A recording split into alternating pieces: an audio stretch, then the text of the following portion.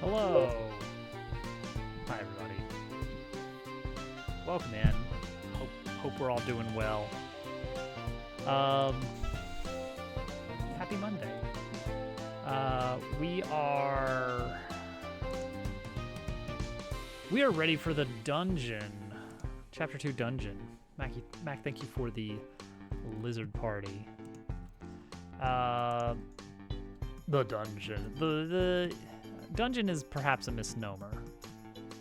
It's weird how the use of the word dungeon has evolved so quickly because of video games. It effectively is just meaning an adventure site. You know, a contained area in which there is a danger to be faced.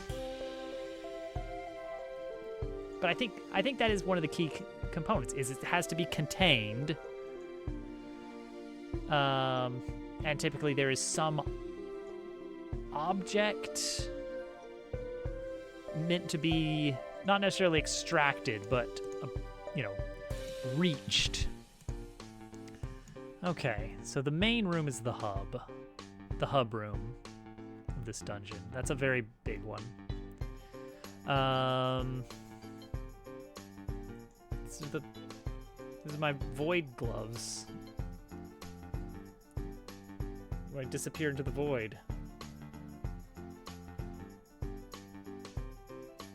Dungeon can't be the totality of the game unless it is. That's a good point. Such a hard and fast rule. Okay, we have, let me see here. I've got one of these layers is the full list of rooms, right? Just gotta find it. Nope.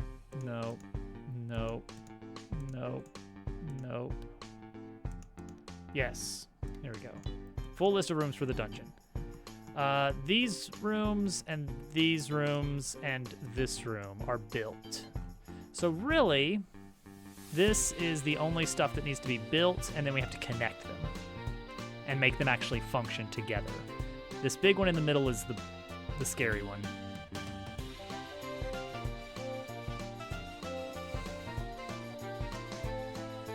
Hi, Supersonic. Okay, I don't want to... I'm not a narc, but just as a word of caution in case Twitch administration asks any hard questions, I just want to remind everyone that the minimum age that you are allowed to be on Twitch is 13, and that's only with a parent's permission. So I'm going to leave some things unspoken there. Let us carry on. Any game that Dungeon Keeper... I've never played Dungeon Keeper.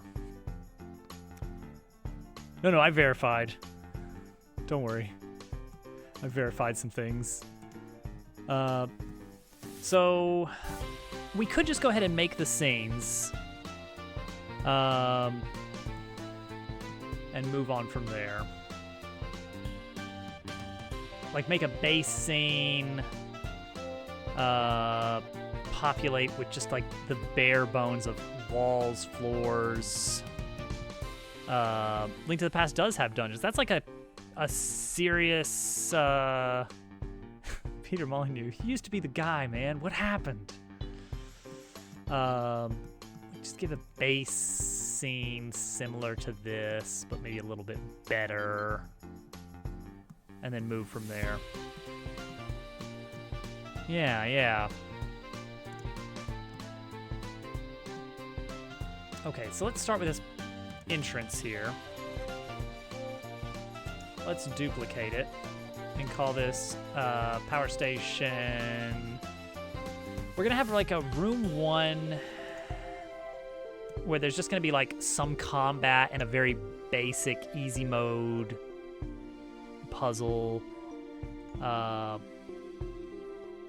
The puzzle is the introduction of the wire puzzles, so that you can see like, power is pushed through when you complete these little puzzles, and that's what's gonna get you through the first one. And then this room is gonna be, I guess, like a save point. Tap dancing on their implied toes. Perhaps. Because I don't think we want to put a save point in this huge room. Mostly because I'm worried about the save load functionality while you're in this big room with all this messy stuff that's state-based. I think I'd rather make this the save room. And also maybe give it like a little bit of, I don't know. I think we should have a room before the boss at the top here, which is also your save and safety room. Yeah. And then a little secret room over here. So room 1, room 2, hub. Hall 1, end 1. Hall 2, end 2. Pre-boss, boss, and secret room. The secret room is gonna have a extra wire box puzzle, I guess. I would like it to be, I don't know how well it's gonna be hidden. We'll see. I can think of some ways to hide it. A little hidden, tucked away little nook. But yeah, no secrets over here and no secrets over here, because you're gonna lock yourselves out of those areas pretty quick. So we'll have room 1. I gotta be careful about calling it room 1, because what if I decide to change the order? Probably not gonna happen. All right, room 1. Room 1. Give me room 1. Here's room 1. All right, let's clear out a bunch of this stuff. The water, gone. Cinematic trigger, wait for state stuff, gone. Tongue poles, we do need tongue poles, so I'm gonna keep that available. Oh yeah, and I need to make sure to use the charge up. I need to make that like a little basic puzzle. Thanks for the lizards, Al. Automatic door, we haven't made that yet. Events, no. Camera controls, yes. Transitions, yes. But we'll figure that out. Plants, I'll leave these plants for now.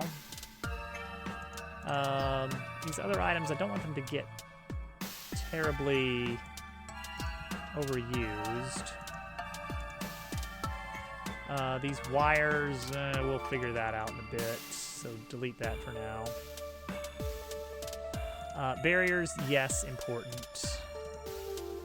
And then basic walls, important. They're not going to quite look like this. Okay, this is a decent base room here. Okay, there's our base room. So let's just copy this one a few times, I guess, right? Let's go ahead and do the transition. Left becomes our right transition.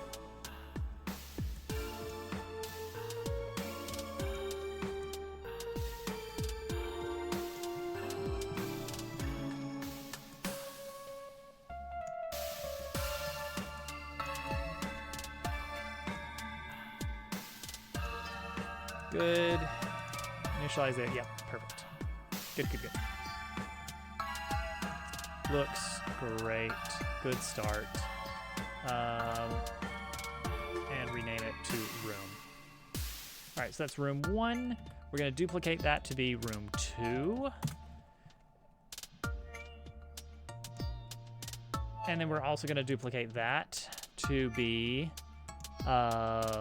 secret room. And then we're going to duplicate it. Then we're going to duplicate it to be hub. Hall 1 and Hall 2 are done. End 1, End 2 are done. So we have to have pre-boss, and then boss is going to be probably pretty different, because I'm thinking that's going to be, like, exposed to the sun, because, you know, sunflower makes sense. I don't think that's it. I don't think that's it. Okay, there we go. We have the basics of the rooms. Let's get building, I suppose. Yeah. I still don't know how the energy receptor is gonna work. I guess we should figure that out at the entrance room.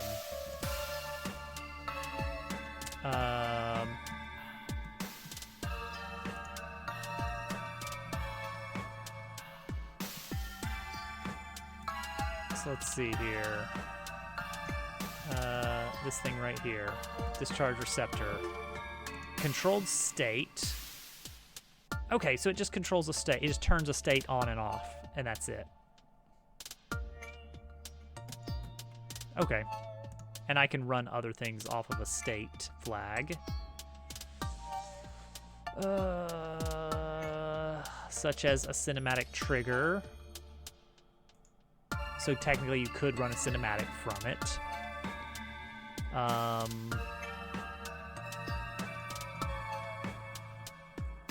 Yeah, that seems reasonable.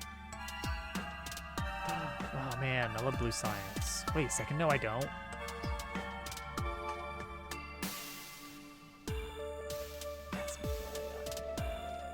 Insurance. Okay. So what do we have for room 1? I want to make sure it looks different, so we're gonna move some things around pretty soon.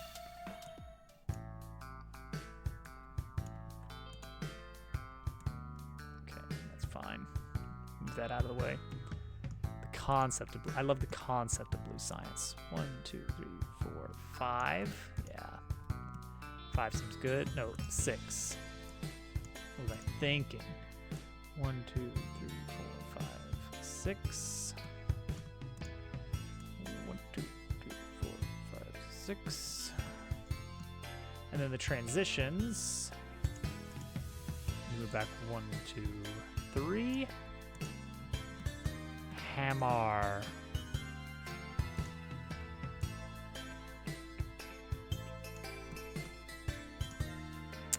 And then I don't even know. I don't even know what we're doing with these. So we'll figure that out. Decals and all that, we will figure those out. Tongue pole, also a necessity. We'll figure it out. Earthbound. Yeah, Earthbound. So this room.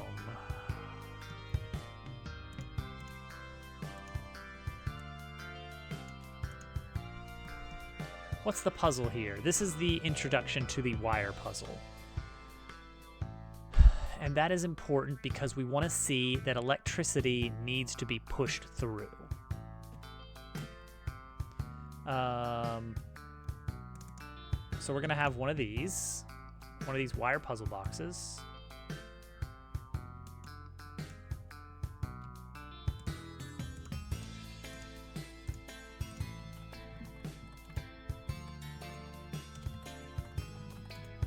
Electrical. Wire puzzle box, very important, very important.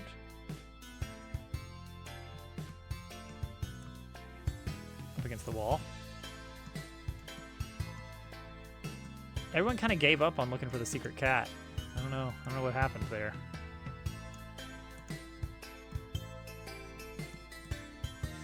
So I kind of want this to be big and obvious, where you see electricity coming from it, or coming into it, but not out of it. And you're like, how do I get up there? Nobody gave up. No one would ever give up.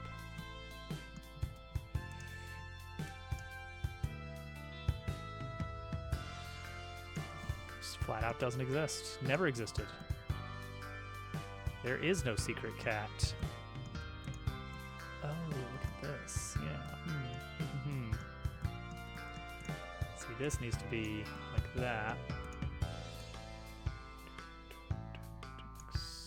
And then this moves up 3, 2, 3. Perfect.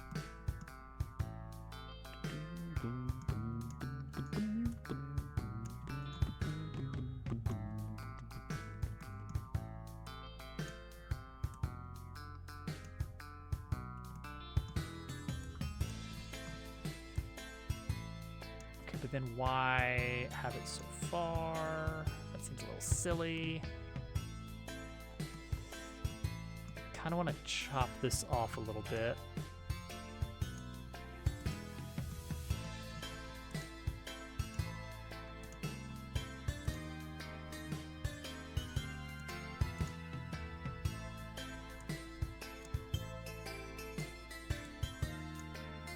And I can do that.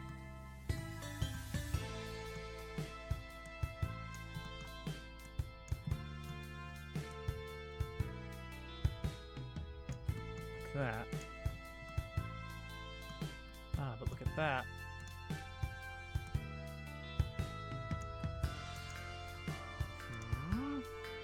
Transform Y. Eh? Oh wait, no. It's because of the height of this. There we go. So that would expose that.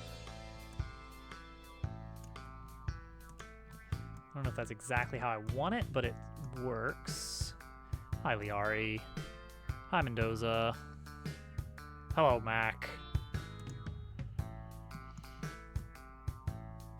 I don't know what we'll do for the wall of this. It feels like it should be, like, vaguely reflective, even. But, like, I don't know. Let's give it a new texture here. This, but metallic, yes. Roughness, 0.4, yeah, nice and smooth and shiny, and I don't know. Not that color. That doesn't look good. Don't like that. UV, make it triplanar. And then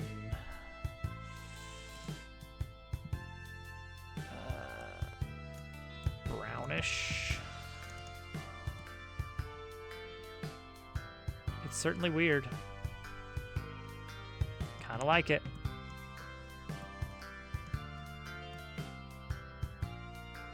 Actually, you know what? Let's do one of these.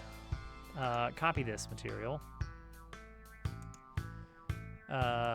Get rid of this entirely. Paste material. Oh, wait. Then duplicate. Paste this material. And then this one. Bring it up real high now. And give it one of these little... one of those.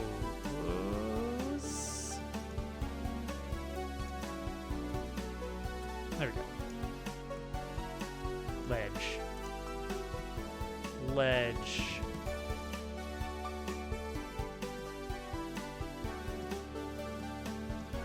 Okay. Wire comes into this and it's like, oh, electricity, but then where does the electricity go?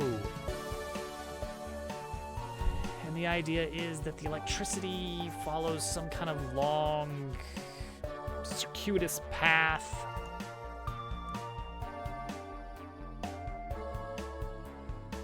I want you to see this after a little bit of travel. Maybe it's up a bit. Maybe we move these to 3. Well, then how would you see it coming in?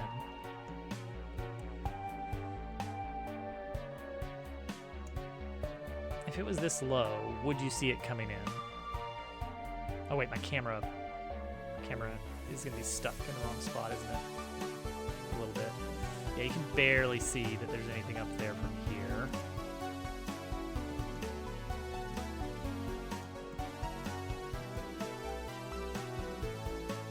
Here?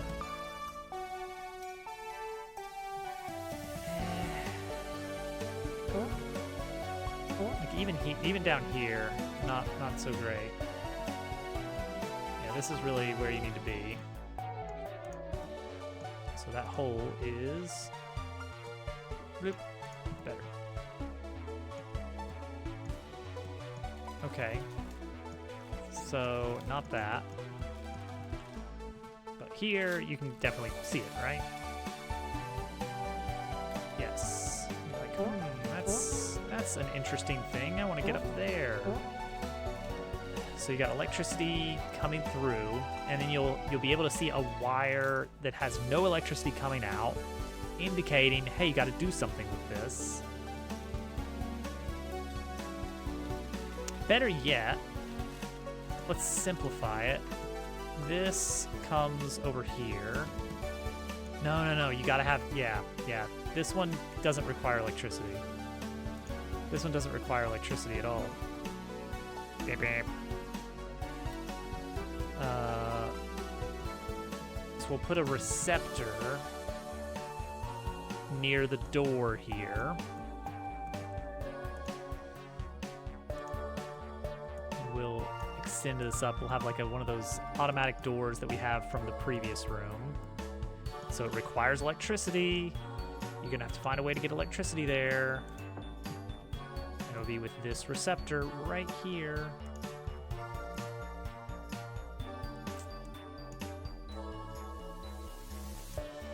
So we'll put in electrical on one of these bad boys,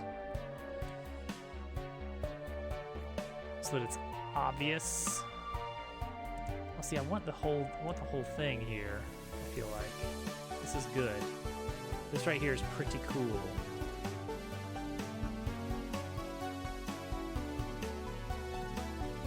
Yeah, like the whole shebang is pretty neat.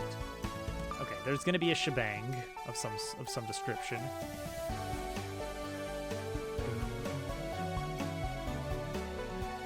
But lo and behold, you can't get there. 2, 3, 4, 5, 6. Big room. It doesn't need to be that big, does it? This can actually scoot pretty far over.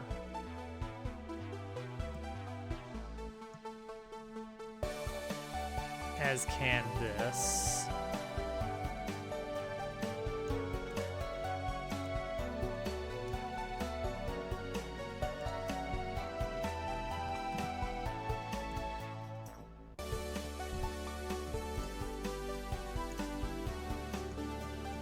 Okay, and then we'll have a pole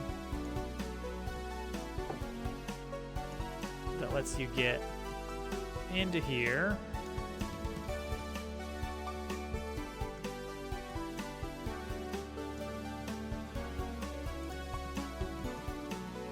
So that's easy enough. And that means you need a duplicate of these.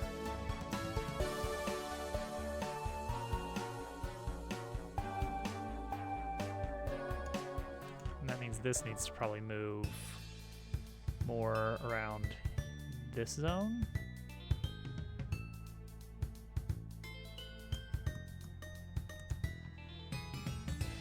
And then you need to be able to get up there. So we'll do one of these. And also we need to make it so that this is more like 4.1.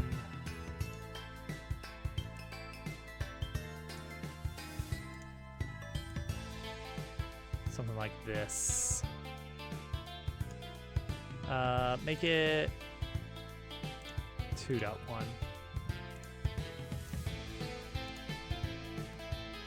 Great. Looks great. Okay. Confirm this looks okay. Oh yeah, I should probably grab today's free game. What do we got? Probably nothing worthwhile. Probably not worth actually even bothering with.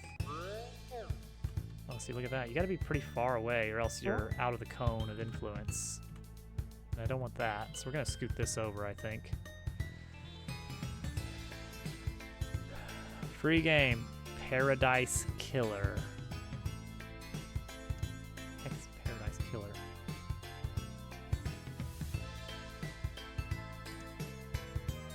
Well, it's, you know, it's a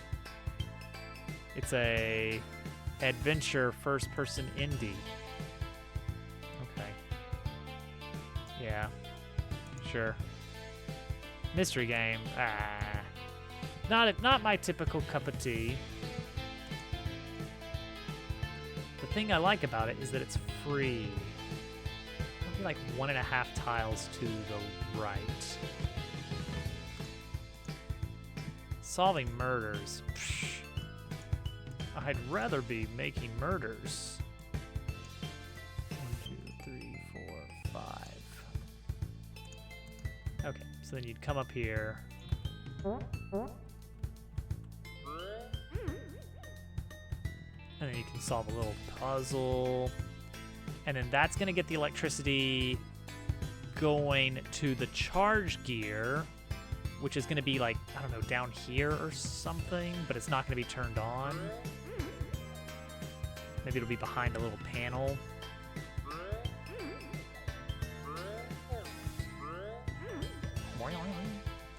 Add a murder mystery. There will be a mystery chapter.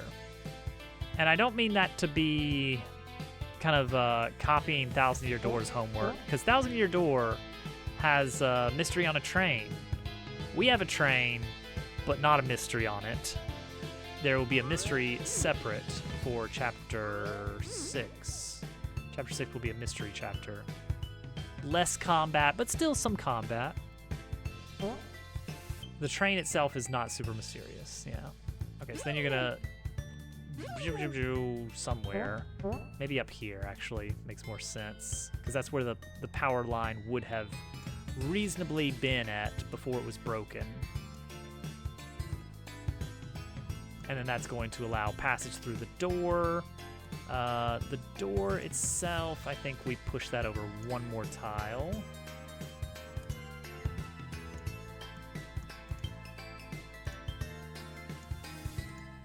There we go. Done, done, done. Mystery on a cruise ship, mystery on a plane. I love mysteries on a plane. Everything here is not in a good spot. Move all of this such that there. And then shorten this 2 tiles. 2 tiles. 2 tiles. 1 tile over. 1 tile over. Okay, more compact is good. Mr. Mustard, you will respect the Colonel. Mystery in Suburbia. Psychonauts 1 did that already. Okay, this is decent. We'll throw some enemies in here. Who's it gonna be? Oh right, the little electrical mushrooms. Zap caps.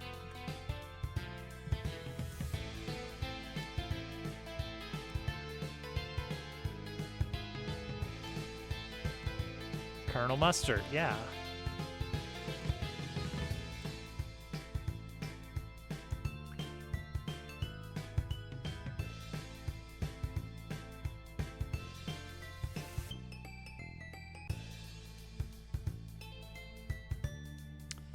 We need an encounter zone,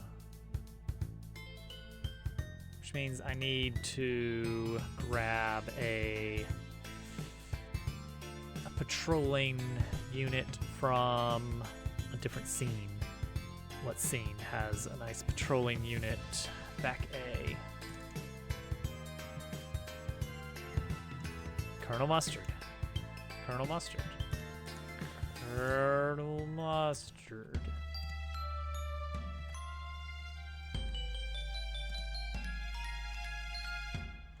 O2 Zap Cap. Search for where we store the encounter codes here. And let's set up an encounter for this Zap Cap here. It's probably going to be just 2 Zap Caps.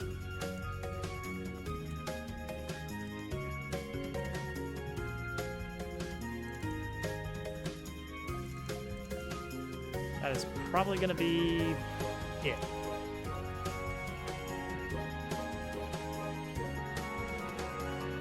Mr. Plum, Colonel Mustard. Now we're talking. Enemy patrol zone.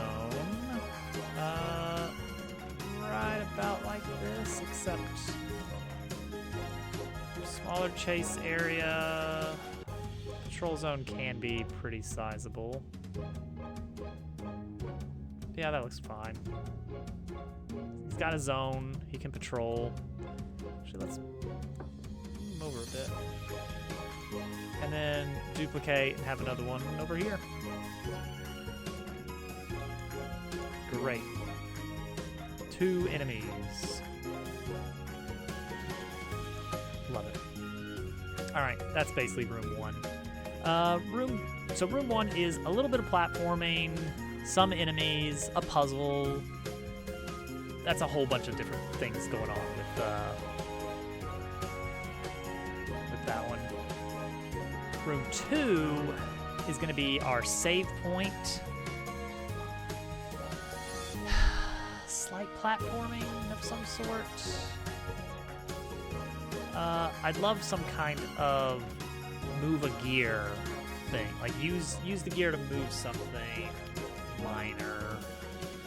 Just to kind of get you back into like, don't forget, this also moves things. This isn't just for interacting with puzzles.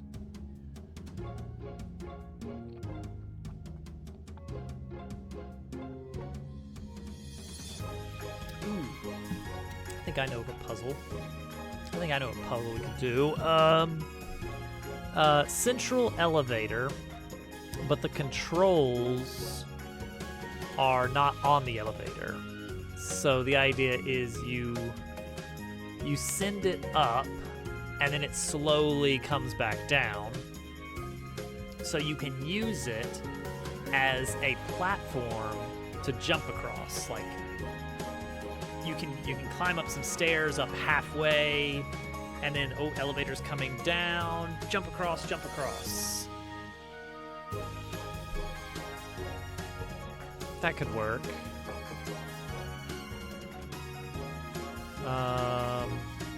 Yeah, I think that's decent. That gets you halfway up. How do you get the rest of the way up? How do you get the rest of the way up?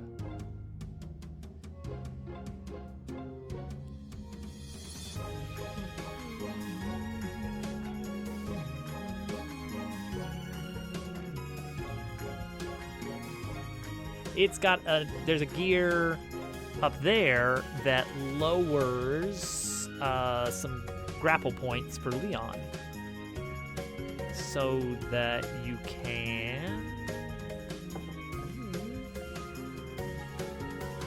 What can you do with that? The grapple point lets you just get up. It'd be fun if we could actually move the grapple point, or if you could choose where to position it.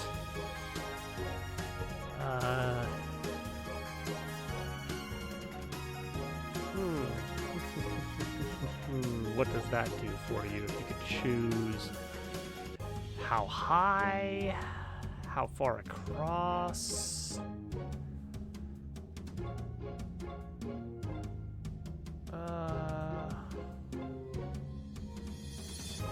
And you still use the elevator at that point.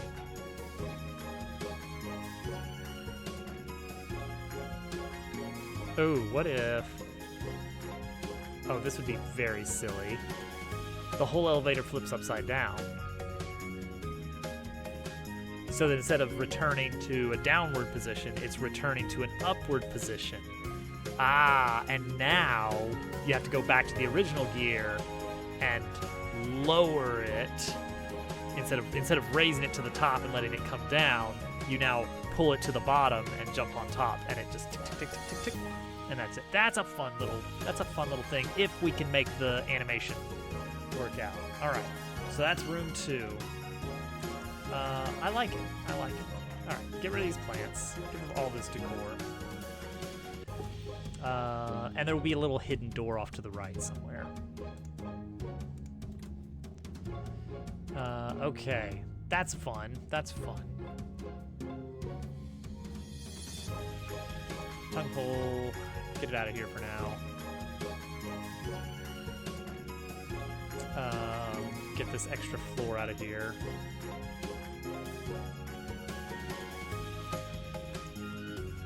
Sluggish. Come on.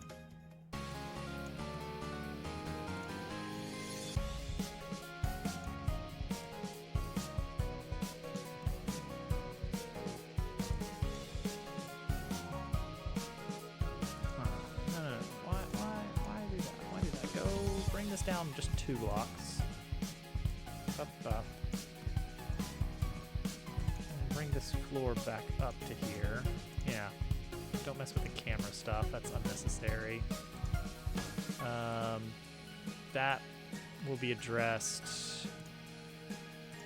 This will be addressed. Good enough for now. Doesn't need to be that big. There we go. But we are gonna need some room. We're gonna need some room to work here. Okay, elevator.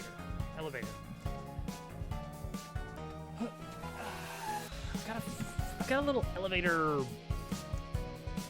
thing that I was gonna use for the main hub room for the power station, and it did not pan out, obviously.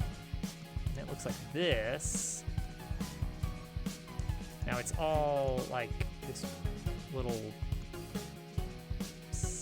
glowy interior thing was the idea. And it is a character block, which is fine. That works.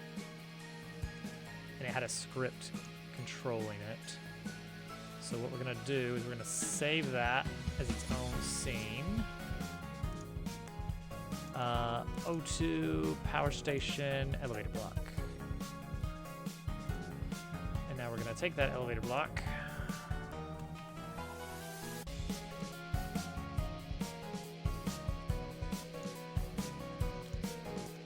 Call this the puzzle room. Puzzle. Alright, so we get an elevator block. Come on. An elevator block. Transform. Elevator block default transform is 0. Up against a wall. Works for me. So we want room to be able to see this in the distance a little bit. Be able to think like, how am I going to use this? Would love to be able to figure this out. All right, how's that for room to work here? It's really good. Psychonauts 2 is, I'm in the wrong room, is still on my wish list. I'm going to play it someday. It's just gonna be a while. All right, there's our thing there.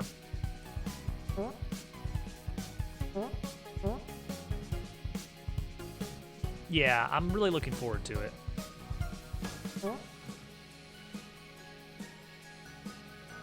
I mean, the only thing that I think could make the Psychonauts series better is I just really wish there was like a musical number. And I was thinking the other day that, you know, I haven't heard from Jack Black in a while, and I really would love to see him get involved in, I don't know, like video games more. Oh, don't tell me about the worlds. Don't tell me about the worlds. I don't want to know. I want to go in blind. Psychonauts 1 was such a fun moment. Like every world was so unique and actually had interesting ideas. Which it's like, gosh, Mario can't keep getting away with just being the video game character because, like, man, Psychonauts really had some fun ideas for a platforming game, a platforming adventure game. It wasn't like, here's the forest level, and here's the volcano, and this one, it's snowing. No, Psychonauts 1, oh man.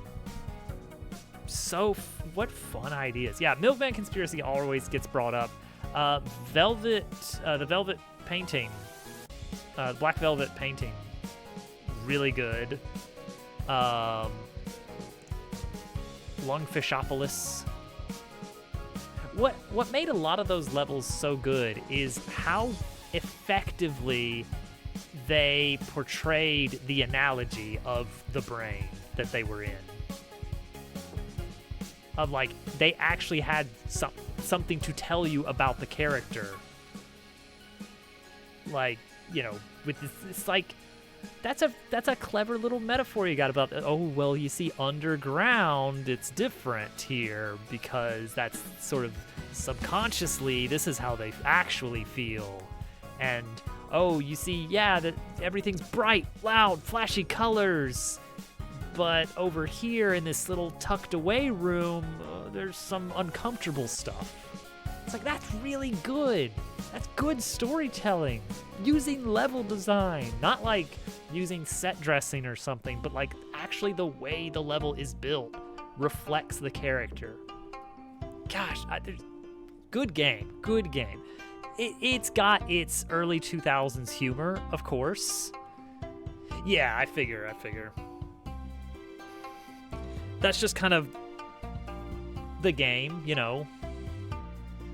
More personal. I like that.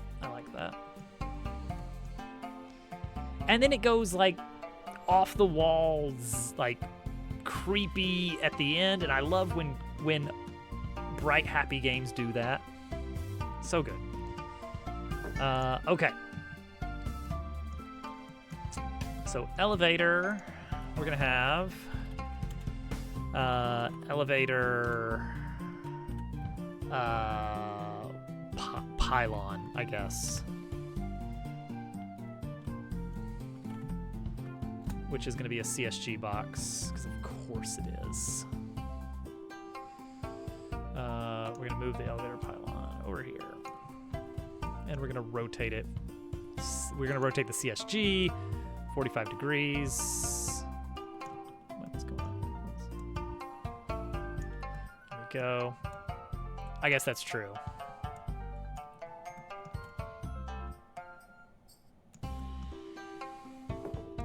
But like it really was kind of the era of, you know, Invader Zim. I can't think of another example. But it really informed, yeah, Conker's Bad Fur Day, I guess. It really informed the humor. It was like, yeah, kids will like that. Kids will like that, and they'll feel, I don't know. I got nothing else.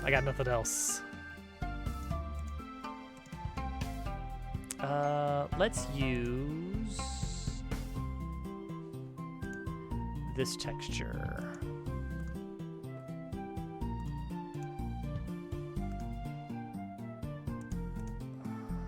Yeah.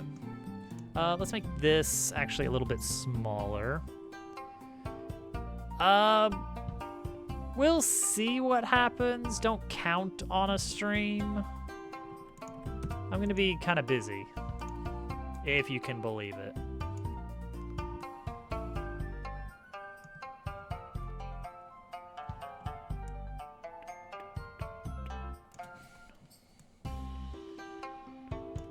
Okay, something like that. And so the idea is that this elevator will go up and down this up to a point. And then when you flip it, it will be reversed. So we need a gear spinner. A nice regular old gear spinner. Oh, here we go. Regular gear spinner. Is that this one?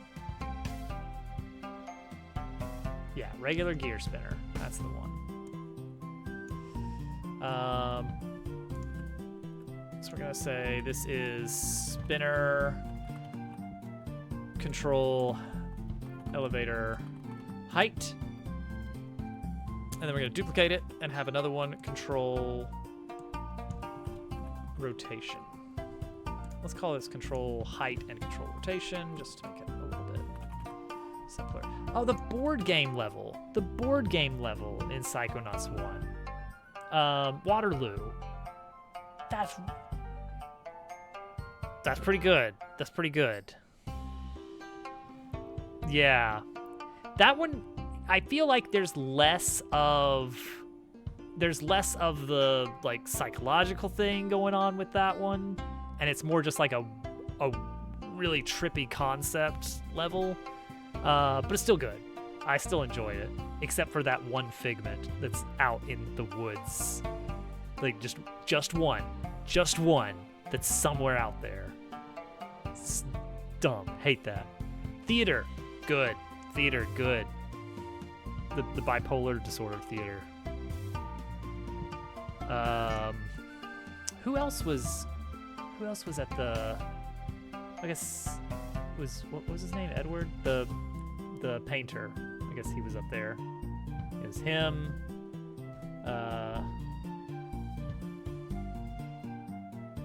Crispin was the what's his name's right-hand man. Hey, GQ. Subject of discussion for some reason tonight is Psychonauts 1. We're just reflecting back on fun levels. Let's do Copper Gears for these. Never played it. Would GQ like it? Would GQ like it? Oh, I don't know. Maybe? I really don't know. I really don't know if that's the kind of game you would like or not. It's a strong maybe. I feel like here, let's place our bets. Would Germdove like it?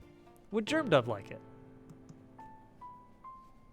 It's really well designed. I think its writing is it exists. It doesn't like it. I think its writing is very important. It's an amazing cult classic, so no. I think it's very well written. It's got very animated voice acting, wacky characters. Let's see. What do you describe it as? Vaguely, gameplay loop is vaguely, I'm gonna say Banjo-Kazooie, but better movement. Significantly cooler levels, and much less traditional levels. Much harder topics. Because Banjo-Kazooie's like, that's a happy-go-lucky N64 collectathon. And Psychonauts deals with some heavier stuff, but as a result, gets to have some much more interesting conversations. Yeah.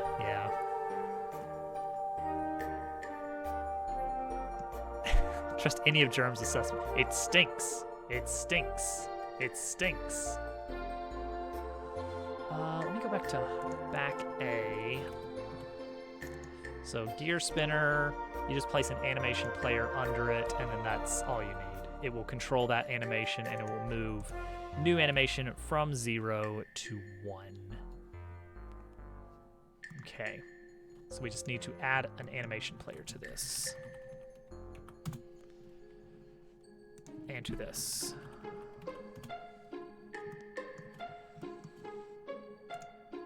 So this one, we just take the elevator block here.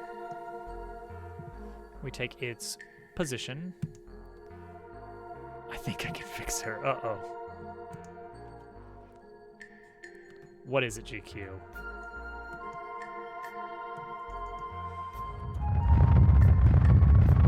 What is it, GQ? Gnomable, welcome in. Hello. Everyone. Oh. Okay.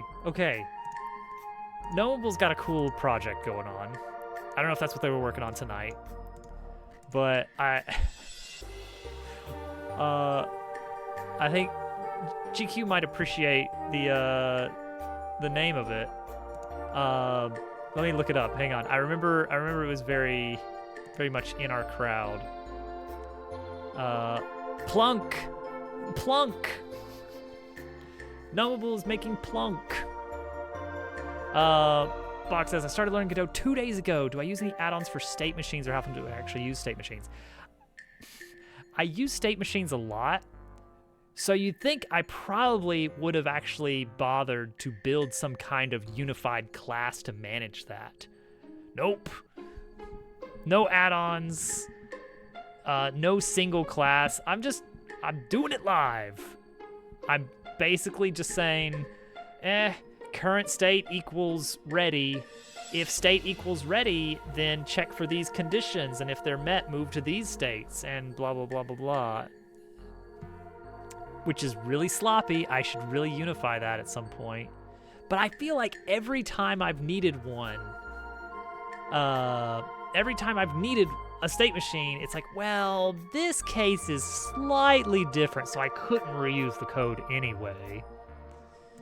Wonder how common that is. I do wonder, I would guess maybe it's like some kind of graphical interface to make it a little bit friendlier. I just like code, so I don't care. If I got into computers like 10 years earlier, I probably would have been like a command line purist. I would have been insufferable. Okay, Miles is the NPC in Metroid Prime 4. I don't know. I haven't seen any in Metroid Prime 4 yet. I'm still not sure if I'm going to play it or not. Turn off in-game tutorials. The in-game tutorial is the only method the game uses to communicate certain new abilities you can use. There was a super high bomb slot, and the tutorial tells you to physically move the bomb up. If that is off, you don't even know that exists, and you're stuck. Nice. Good job, Nintendo. Godot state charts. Oh, I recognize the like very telling AI thumbnail. I've seen that guy on YouTube.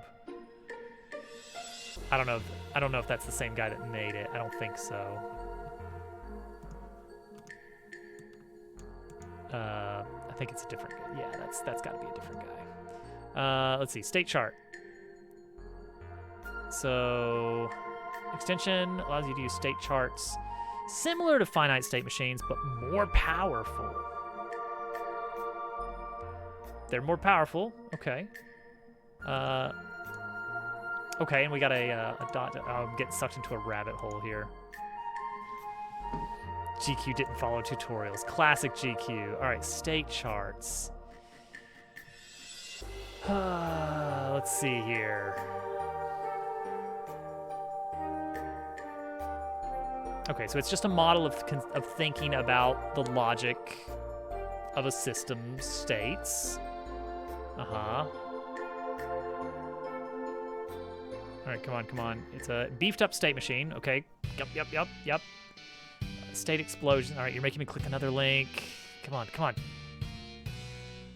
What is the state chart? Yes, that is what I'm trying to figure out. Primary feature of state charts, states can be organized hierarchically. Okay, it's a hierarchical state machine, in which each state in the state machine may define its own subordinate state machines. Okay, I can see some use for that. Yeah, that makes sense. Typically, if I get to the point where... No, it's fine. I kind of needed the little bit of dopamine hit of learning the new thing. You knew you were going to be blabbed at. GQ, did you turn off the talking flower in Mario Wonder? Are you that kind of gamer? Well, welcome again. Thank you for the raid. We're working on Dungeon 2, and I've got. This isn't the drawing that you want. This is the.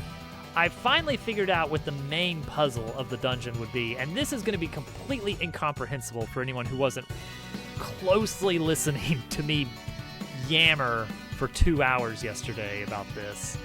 But we've got the puzzle figured out for the main dungeon puzzle. This is all one big room, by the way, for this part of the dungeon. That's in this big center point. But we're not doing the big room tonight. We're doing a lot of the smaller surrounding rooms that are all going to have their own little, more self-contained and easy to understand puzzles.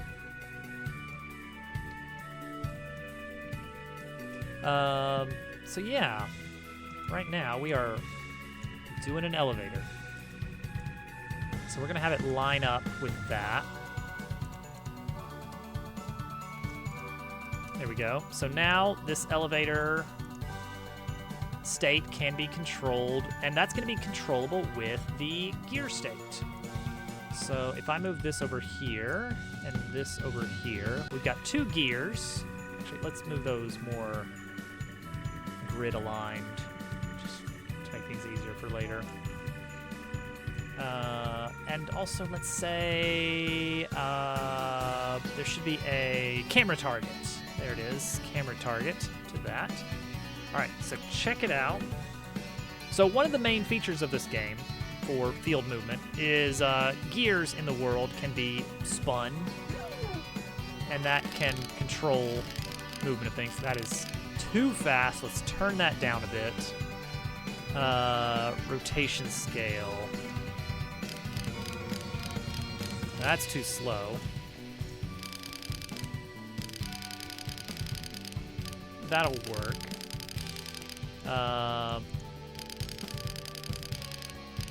And we're also going to have reverting.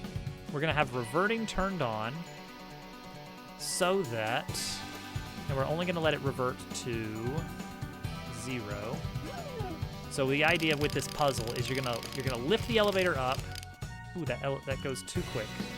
I want it to do linear over 5 seconds. So the idea is you're gonna take this elevator and lift it up, and then you're gonna have to hurry, do some platforming so that you can use it as a platform.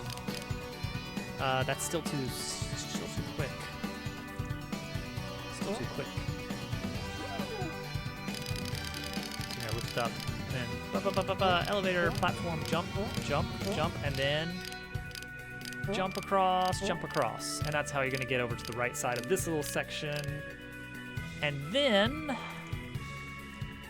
we're gonna have this other gear that you'll be able to access over there, which is gonna control something very different. It's going to flip this whole block. Rotation.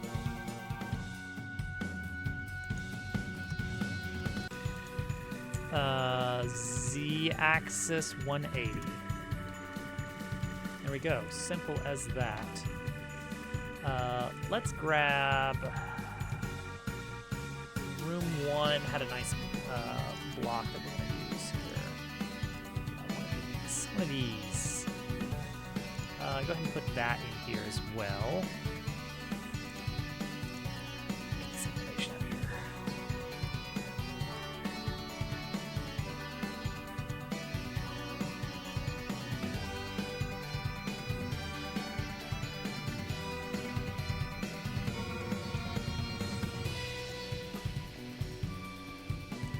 Up. Good. Nice little shininess to it. Yeah. Oh, that's fun. That's fun. Or should that be the material for this inner piece? And this is something different. I don't know. Nah, I like it. It stands out. Side tracking is part of the fun. You're so right. Elevator block needs a camera target. Where we're gonna move the camera out a bit more. And that's what this is going to target. Oops, no. Control height, camera target here. And then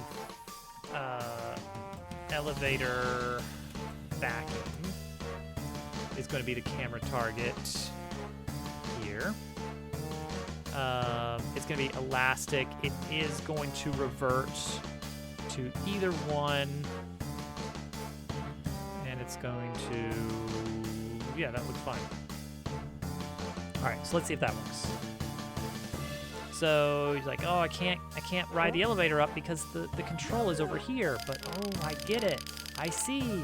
All I gotta do is climb up these stairs, and then I can't ride the elevator up, but I can use it as a little platform to get across, and haha, now I've made it to this gear, which does... Oh.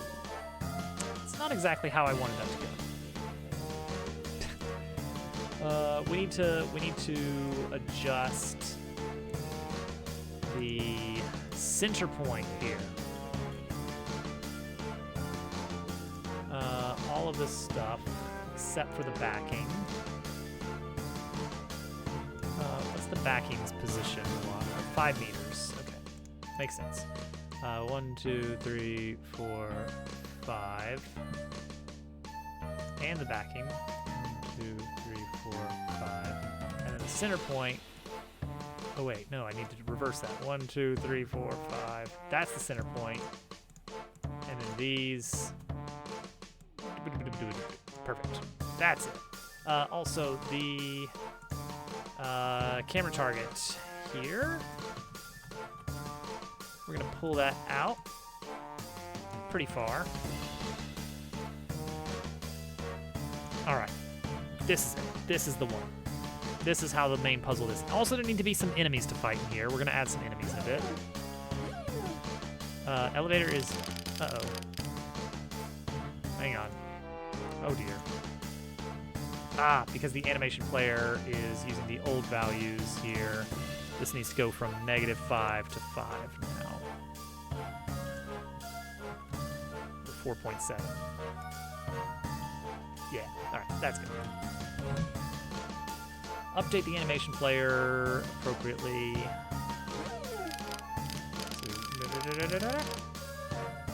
And then, I can hop up, jump onto the elevator, and jump up.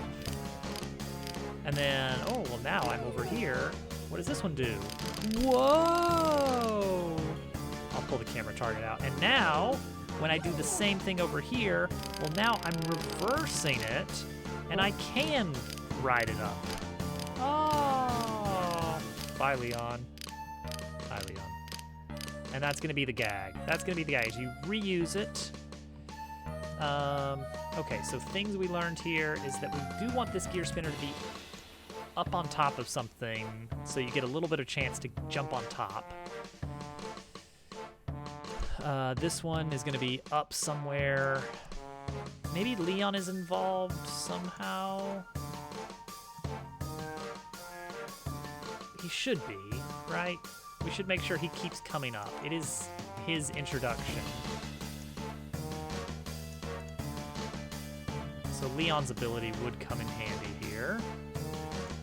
From the elevator, which we determined that you need about 3.5 gaps, and you can cover 3 pretty easy.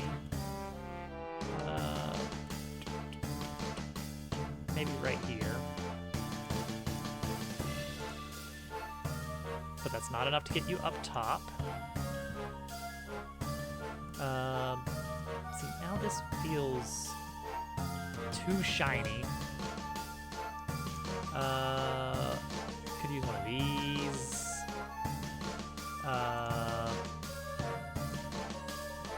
This one's not great.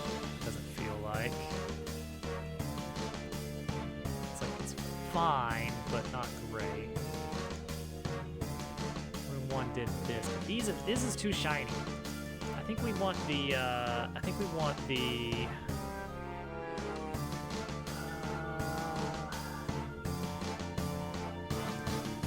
This. That's okay.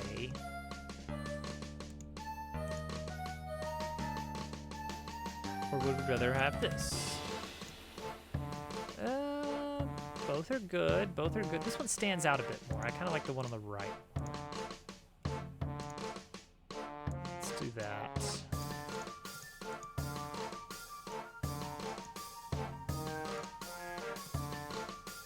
That seems good. All right, so that lets us get that. All right, so now let's get some geometry here.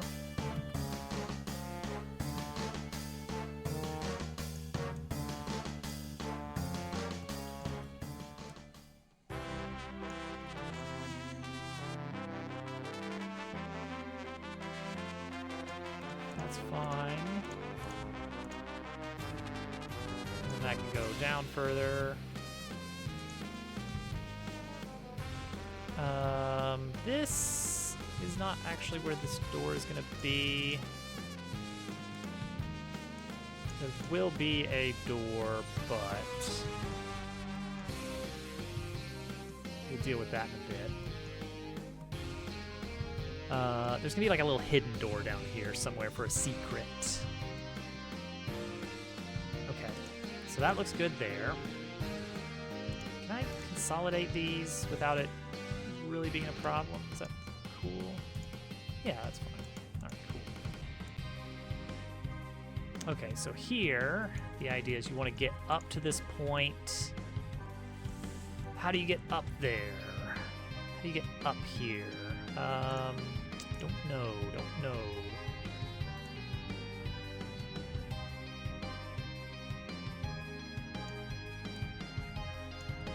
2x2 is pretty good.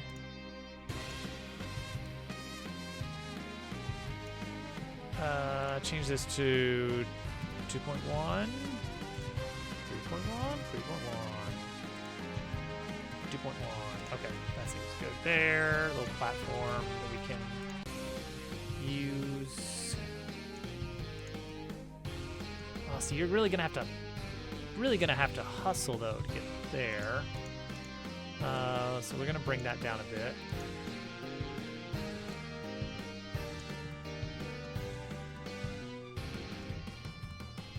That's quite a hustle. We're gonna see if it's doable.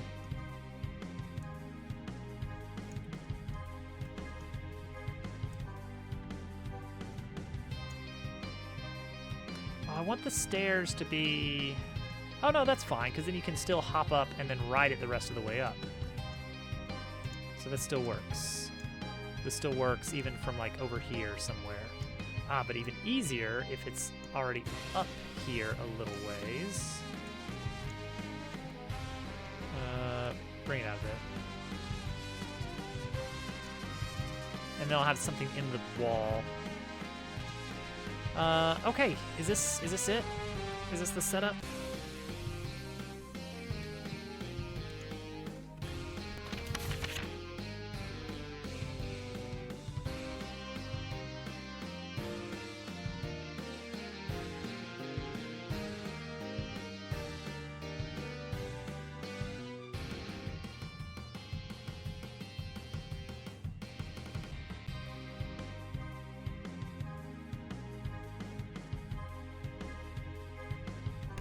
I will be right back in one moment. I will run ad, yeah, we should,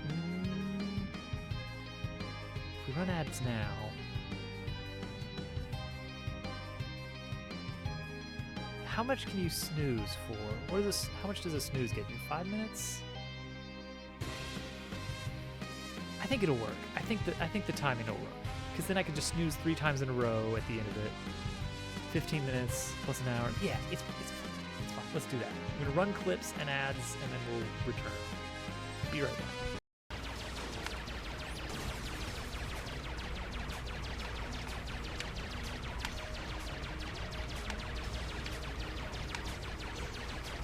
Come on, please.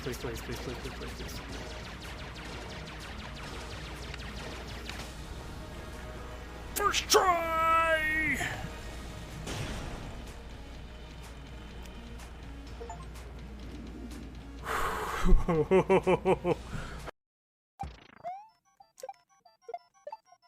You know, for Christmas.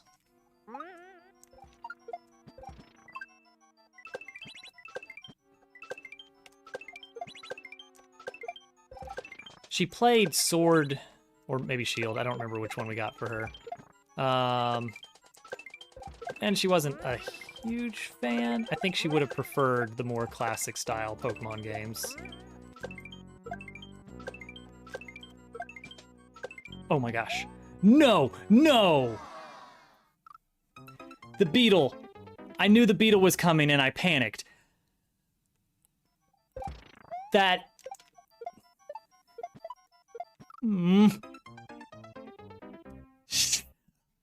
Chirped. Whoa. You know, it's funny you should ask. Funny you should mention that. Because that was the one thing that had to be included. Now I am ready for Halloween. Except I need the bit donations to be actually real.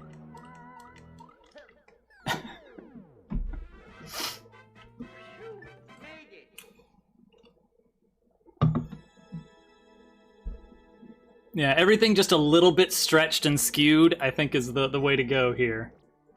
I've really captured... Hello. Hi, Turtle. This is awkward.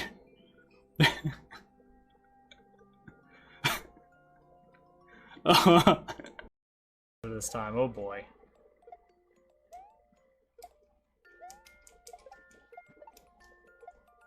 Oh, but the, so the suggestion thing, the level idea thing.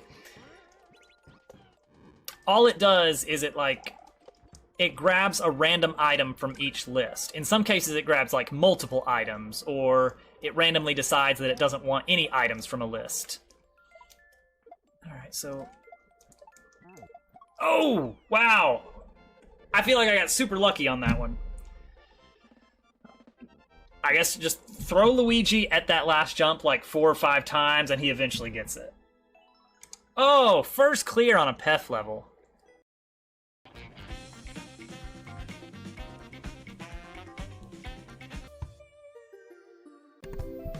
We're good. We're good.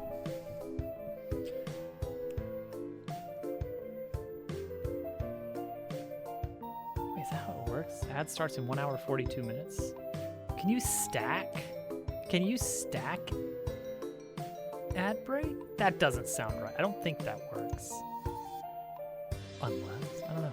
Okay, anyway. All right, so let's try this. So you get into this room and you're like, mysterious. I think I want to flip this horizontally so that you don't immediately see this choice and you have to like walk through the room to see what's available. Bless you. And you're like, what is this? Interesting. Oh, I see. Yes, oh, wait. You might be able to... hang on, you might be able to reach that. I think that's a skip, if I'm not careful.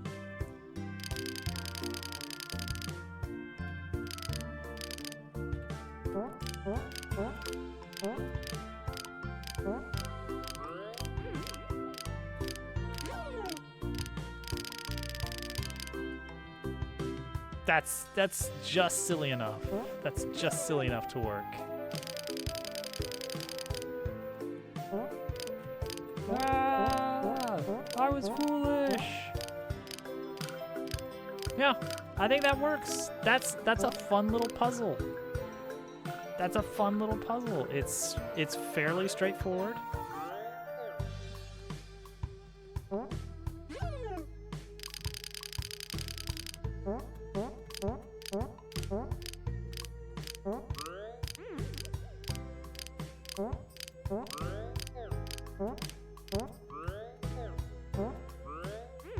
Yeah, I think we need that. I think to make sure it's obvious that you don't need that, we increase the distance between the two. Okay, yes, this is good. This, I think, is good. We are going to move this over, though, to this side. And then these.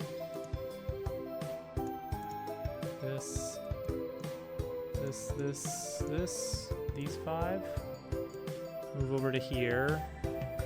And we'll shuffle them appropriately. And meanwhile, this moves over to here. 6. About yay far. but also maybe we allow this to be a little bit lower. Makes it easier for you. Ooh, don't want it too easy to hit. So let's bring that back over. And then this can go over here somewhere. I think maybe we bring the elevator over one. We move all of these over one. This can move back a little bit. Okay. Now we shuffle these.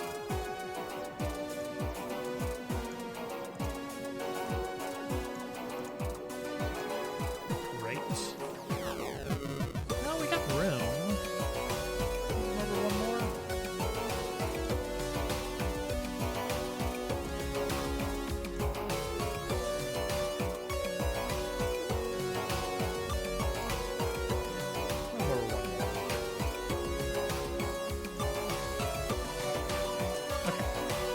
How's this feel?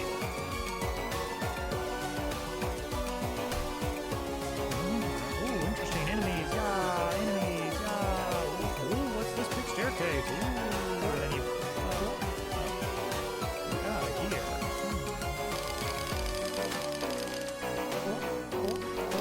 I think we put the gear up here, maybe.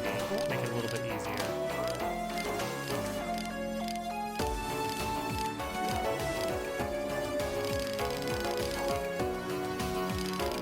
I don't like it clipping through this.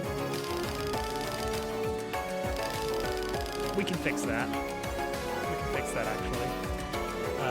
Instead of 180, negative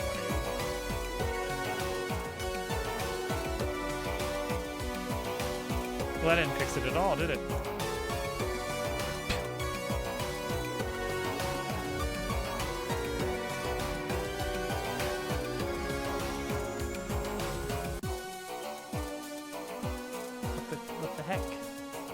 Oh, because the elevator is going to be down by default.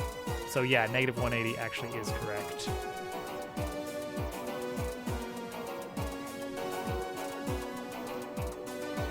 Unless I do something really weird, like have it do a front flip or something.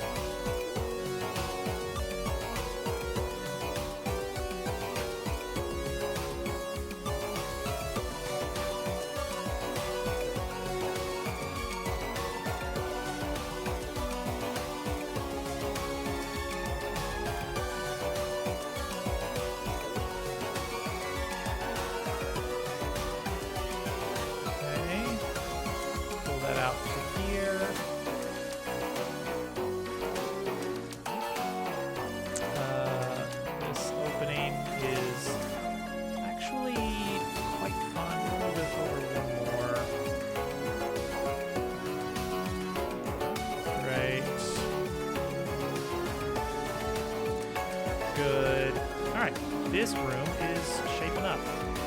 Oh, but we still need to actually have something going on up here. We actually need something at the top, right? Okay.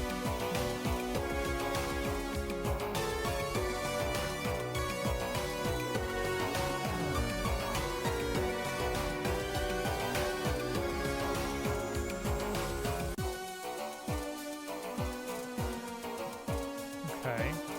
So that means these walls do actually need to go out quite a bit. 2, 3, 4, 5, 6.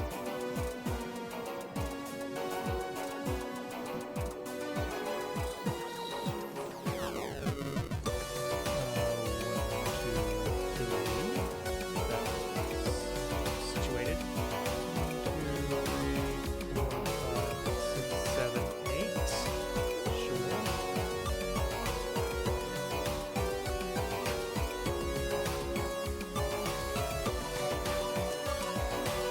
Okay. Eating up my screen real estate. How dare ye? Take this. Paste it onto here.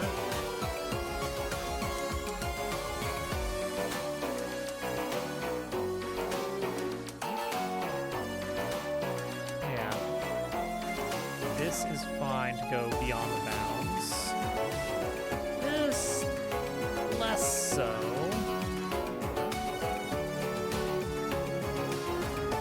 That'll work.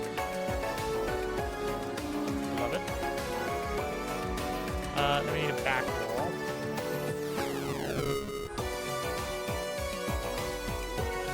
Back wall.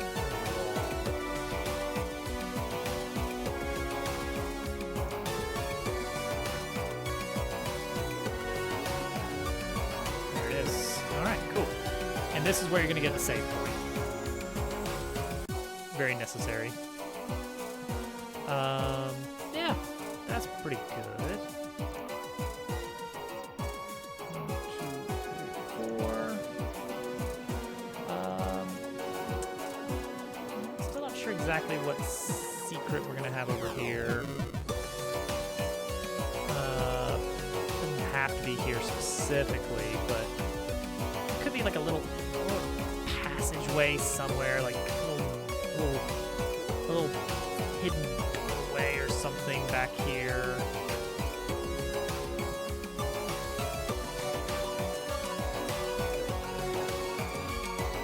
Do a little subtraction here.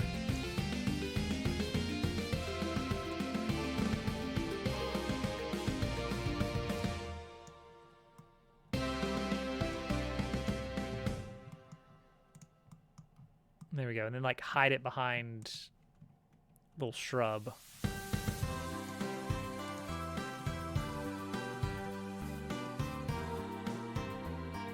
Can I fit in there?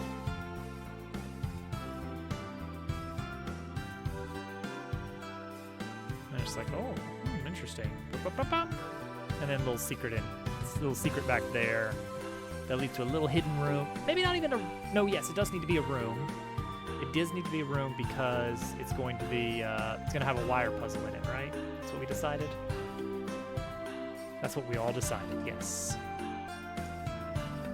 Which means that we don't need this exit here. Great. Also, the camera controls need to be modified.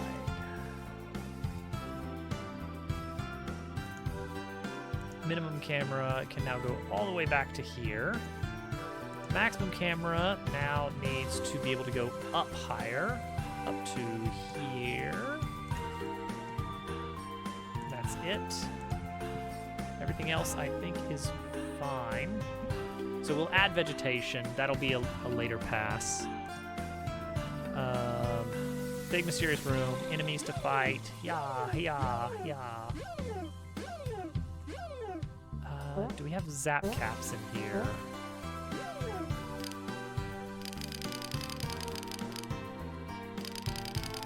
Is this... Okay, potential problem here. You can't really see the player. Move this up.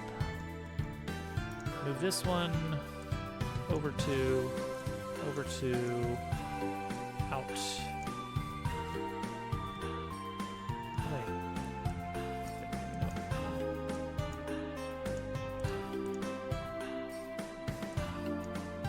This one, move that wider. There we go. I think that makes that a little easier. Easier to see, easier to decorate later. That's coming out a little bit far. So it is. And then this becomes 2.1. Okay. Explore the stairs. You see this. Yeah, I'll check that out. Oh, it's an elevator. All right, I'll put the elevator right here so I can ride it up. And then you're like, no, you won't. Elevator goes down on its own, not up. You're like, oh, but what about that? Aha! And then you can get across, and you're like, aha, well, what does this do? Whoa! Hi, Dave. It turns the elevator upside down? What? How does that help me? I don't understand. Wait a second. But now, when it resets, it's going up instead of down? Of course! How could I have been so blind? There's some weird Z fighting going on at the bottom of this elevator. Also, I can't get up here without jumping. It's like slightly too tall.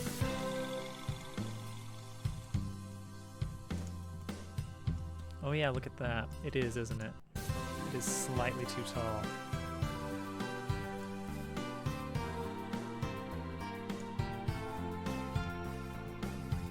Alright, what's the deal with the Z fighting on the bottom of the elevator?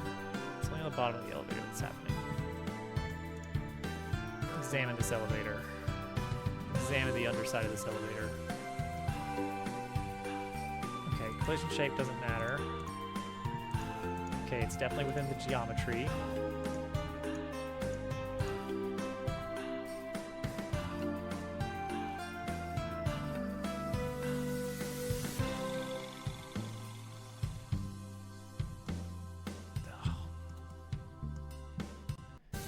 That's collision shape, doesn't matter. Glowy box doesn't come into it. What are you? What even are you? Oh, you were going to be a front thing, and I just decided to get rid of you. Okay,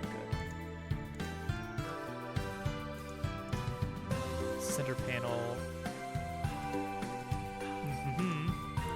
Doesn't need to extend there. That can be just there. And I bet similarly, this is doing the same. Certainly is.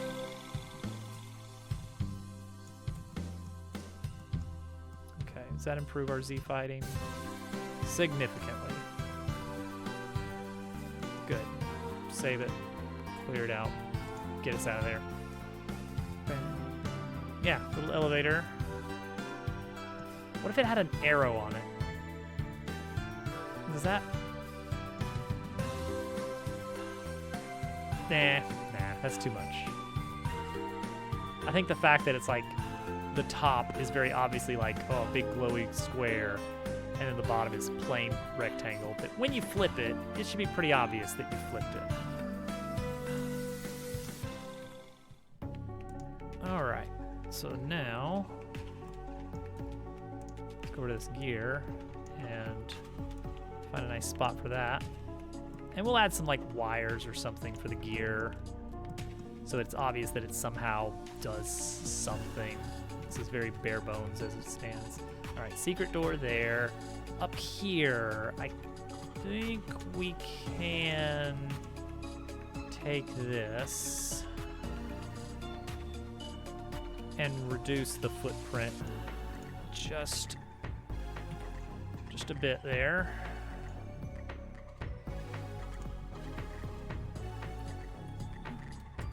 Upper left wall. Upper left wall is going to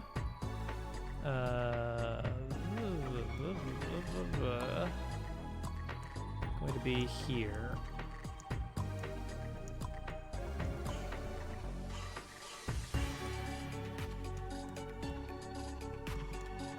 And that's just to reduce the amount of space there is up there. Because otherwise, like, oh, is there a secret over here? No, there's no secret. There's no secret over there. I think this is a solid room. It's a fun little puzzle. There's not a lot of moving pieces, but there's kind of this fun moment of like, oh, okay, and now it's going, okay, yeah, now it's going that, oh, yeah, all right. We'll carve a door into the back wall, similar to what we did here.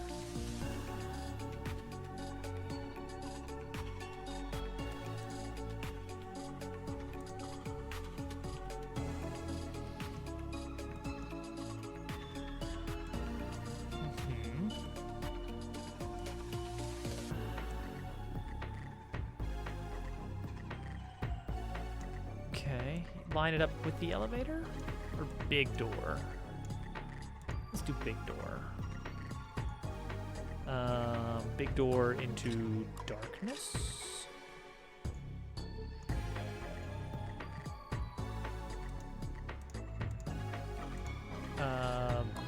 big door feels like it needs an invisible wall to land on.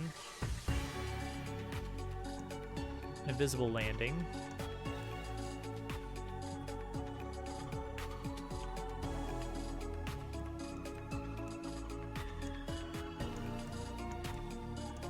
Just like that. Use collision and don't show it. Invis backdoor floor.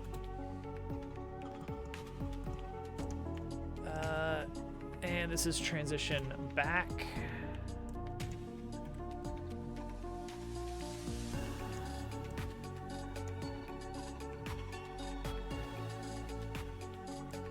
Bring it up.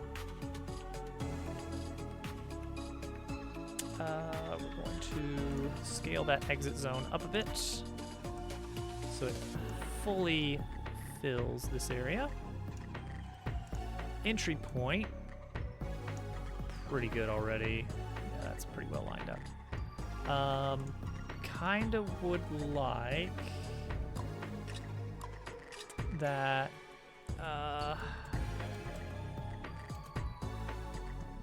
to be non-collision, visible, standard material, unshaded, completely dark, wall of, yeah, mystery darkness. That's good. Walk into the zone of mystery darkness. All right. Oh, elevator. What does this do? Oh, it does nothing. Oh, I'll go over here. Mess with the only thing I can mess with. Little timing challenge. Drop me off right here. Whoa. And if they're fast enough, they'll see that it's still going up. Not expecting them to be fast enough. Going up. Whoa. Oh, that copper just does a weird thing there. Little Z5. No, it's better. Yeah, I do need to fix that. Dang it. It's right here. Just get a little bit. A little. Yeah, just not even that much. Not even that much. Just a hair. A hair down there. There we go. Beautiful. And then save point up here. Big, obvious save point. And then you can exit into the darkness. Great. He does, as a matter of fact. Except Slay the Spire cards.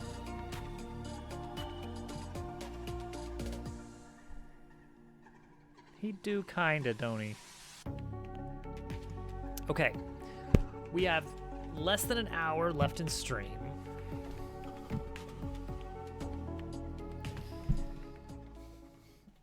I'm just gonna grab just gonna make some new categories that are like Steam games.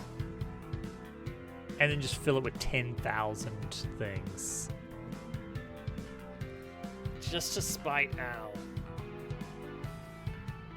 That would be kind of fun. It's like, what is that? A -- Australia Maze. Got it. Easy.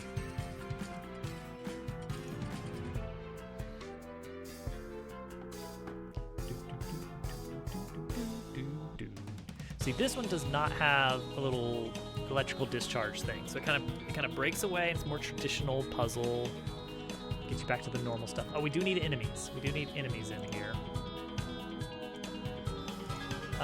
I'm thinking we have 2 different enemies to hang out in here. The Zap Shroom is all well and good, of course. Maybe also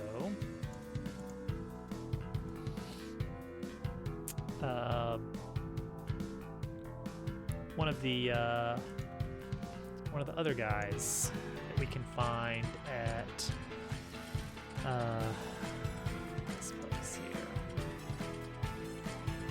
Drill bites. Yeah, that's the one. The drill bite.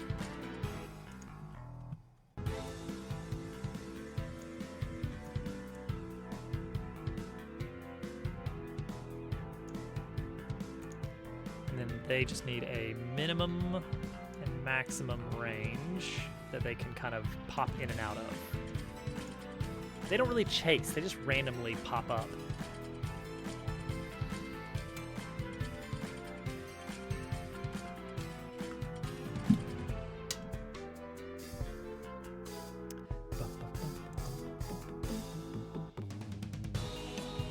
Yeah, alright. That's 2 rooms knocked out. They're not fully decorated or anything, but they look okay.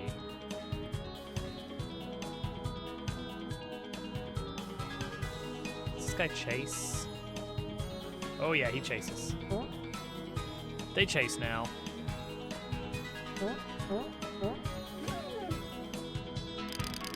Now what happens if I get squished? Is that a problem? What will happen to poor Dabble if Dabble gets squished?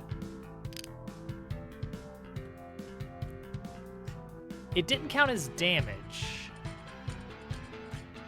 It probably should. So what happened is he fell out of bounds. He got pushed through the floor, and he started falling, but the camera did not follow because the camera had a lock on it to keep it from going too low. So the camera didn't follow him down. He just got pushed through the floor.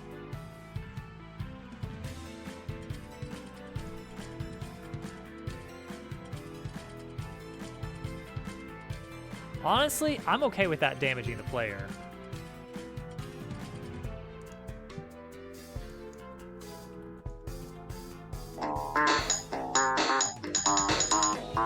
That's loud.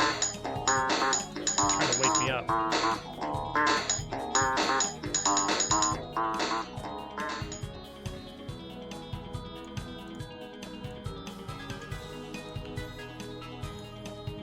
Alright, so this is a fall zone. This is similar to a water area, except it's toggleable whether you take damage or not, and it doesn't make a splash or a sound.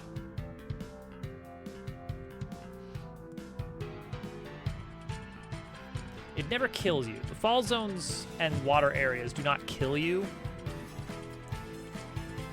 And you're spamming jump. Maybe you would wedge yourself out upwards. I think more likely you're not going to be able to clip yourself out because it's pretty thick. I'll even slow motion it.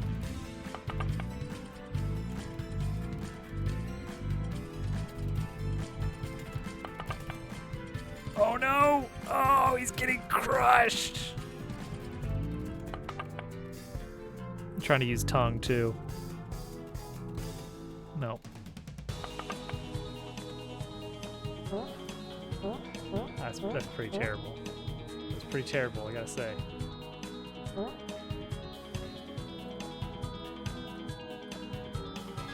Okay.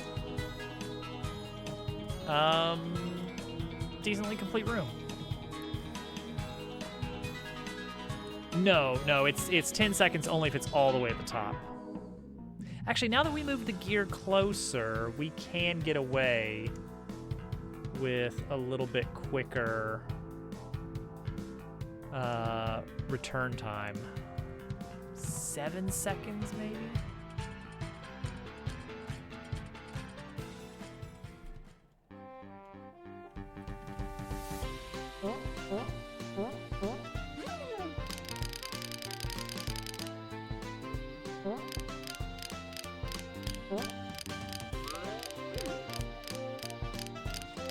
I think the tricky part there is being able to lock in right here. What I could do, though, what I can actually do for that is modify this animation here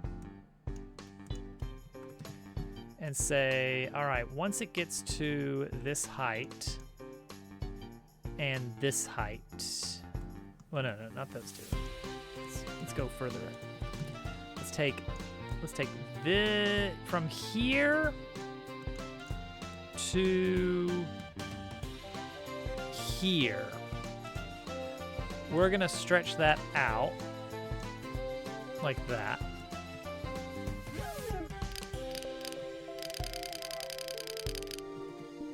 So it's gonna kind of slow down for just that little segment. I think that's a good way to do it. Now, if we change that to a cubic animation, how does that look? A little smoother transition, maybe? Yeah, it kind of slows and then starts speeding back up.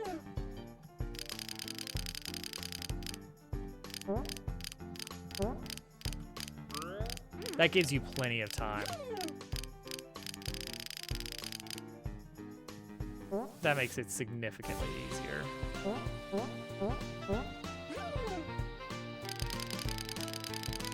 And this still is fine. You don't even have to time this one.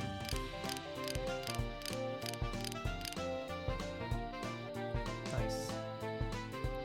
Right. The Z fighting it's upside down. That's why it's still Z fighting. It's this one that's screwed up.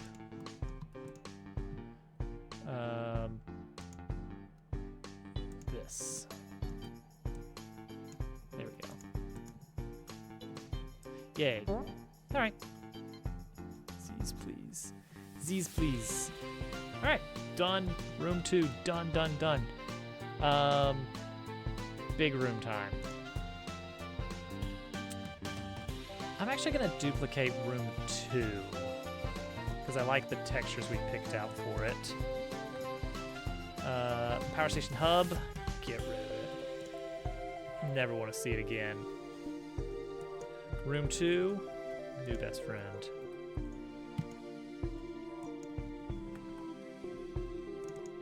All right, here we are, power station hub. Looks pretty familiar.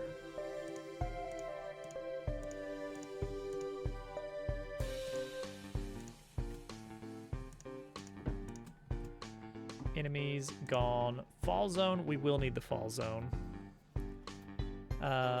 This one, get rid of it. I'm gonna just plop this over here for now so we can use it later.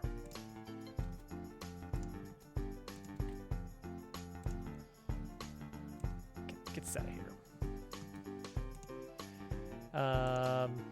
All right, so let's start with a little test for these panels. So the idea is that this whole room is this big puzzle on the floor that you're slowly navigating from zone to zone to get to the next room so that you can charge up another pylon so that you can get to another room so you can charge up another pylon so you can get to the final room.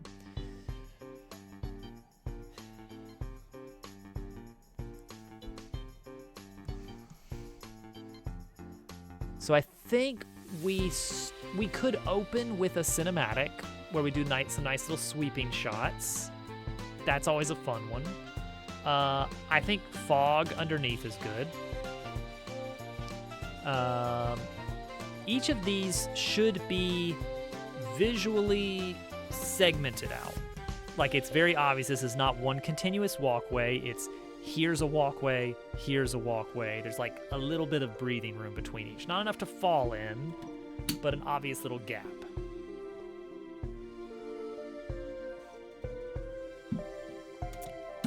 Railing.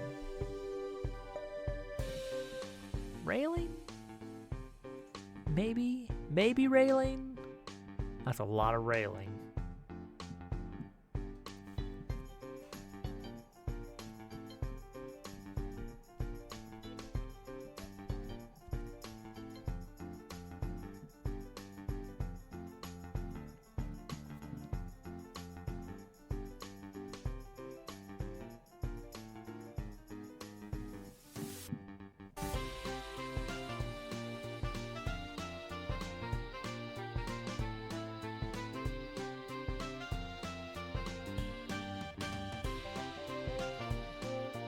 let's get a sense of scale here. How big? How big? We're just gonna call this tiles.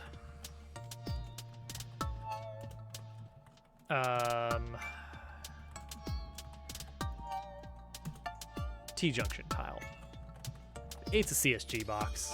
Surprise.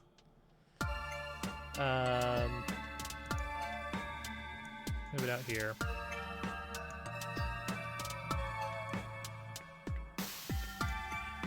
All right, so let's say 5.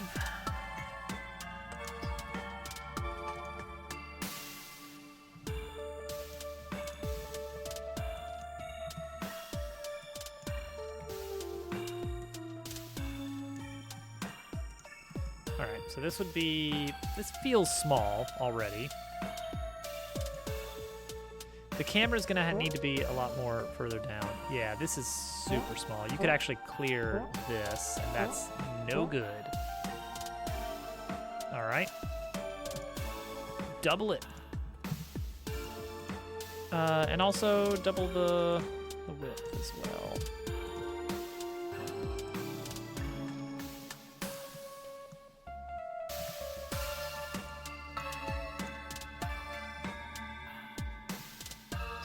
Okay, if we go 10 across.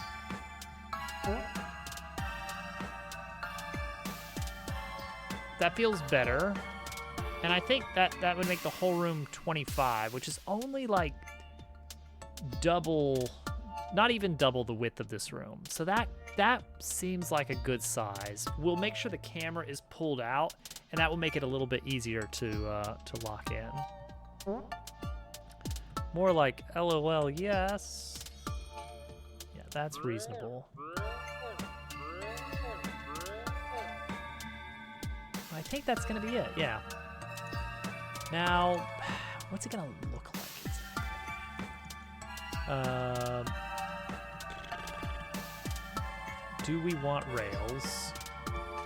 I feel like they need to look like kind of like catwalk with wires underneath with big like electrical connectors. So the idea is when these tiles are like rotating around, it's like big wire connections locking into place. So I think first off that means we need this to be thinner. How thin? Yay thin? Does look pretty thin.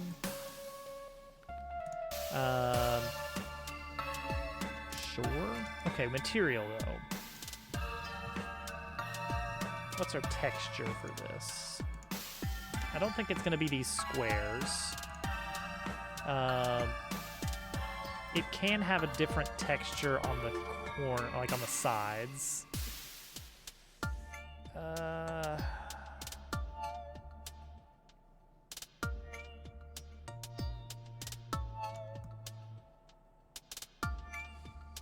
It's not supposed to look shiny, but not that.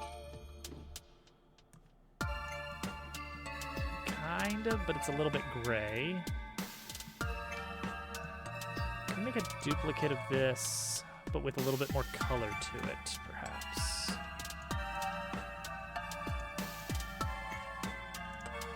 Get a little bit more something. Maybe more of a blue. More of a bluish.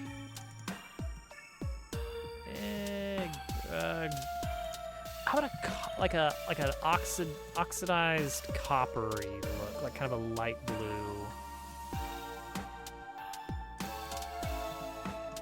That's a little bit better. It's like a better gray.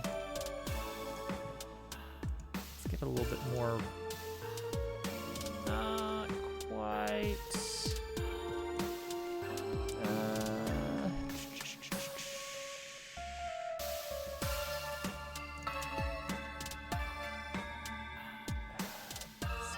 Almost. What else can I put on here? Rust overlay. Yeah, that's what I figured. That's no good.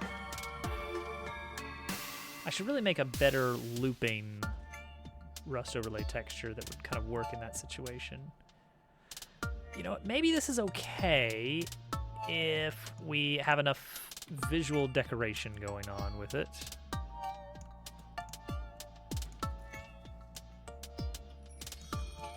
Okay, so nice and flattish, catwalky. Rails. I think rails probably would be good. Could get a little bit messy, but maybe it'll work.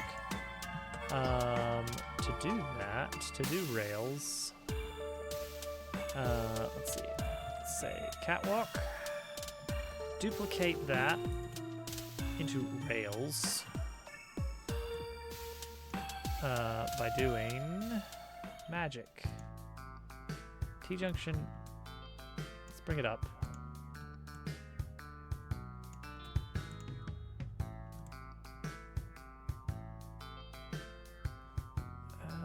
Okay. Height 1, I say.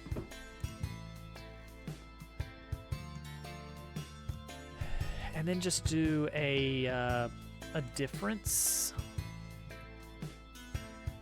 right?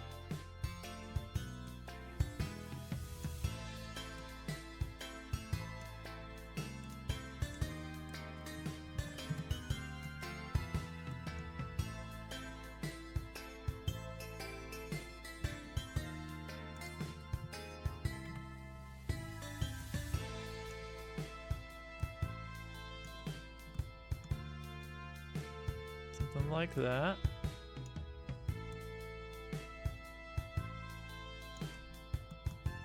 Does that give us rails? I mean, obviously not a good texture, but ooh, no, there's something really weird about that. There's something really weird about this CSG here.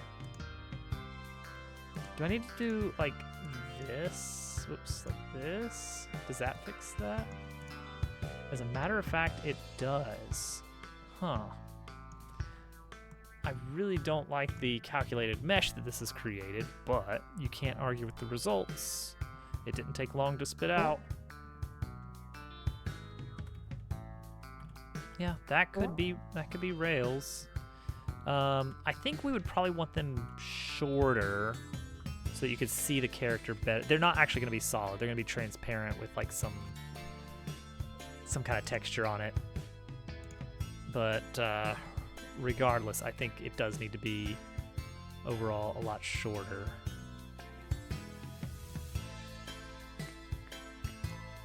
think 5. And then we will take the material, and I've got like a rail, a pipe rail image. Let's try that. We have to turn transparency on. We have to turn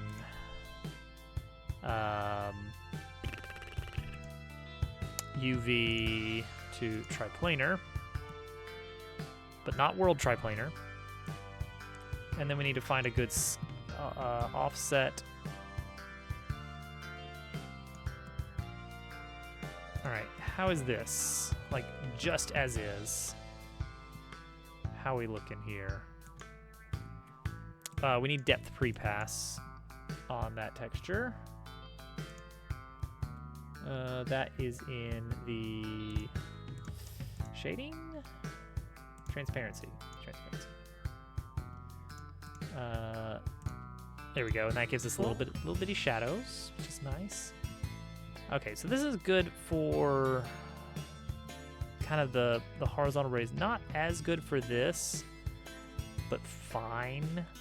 And definitely not good for the tops, which we can fix by having an actual little mesh there instead, like a little, maybe even CSG, I don't know.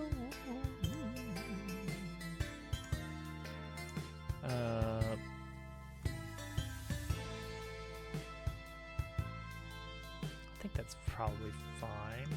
Now, alternatively, we've got this, is it in here? Birdcage.png. That might be the one I'm thinking of. It's just a really quick vertical, but it doesn't look good repeating for anything other than something like a birdcage texture. Though it's this, we got stripe, which we can color however we want. Vertical stripe, thin. Let's just try it. Replace our albedo texture. No, it's just plain. It's just it has no. It would just be a solid color. Yeah, pass.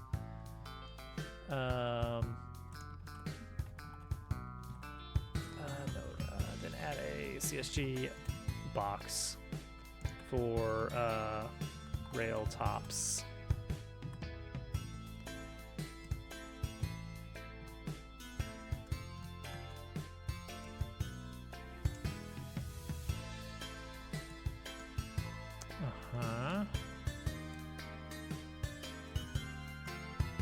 Like this.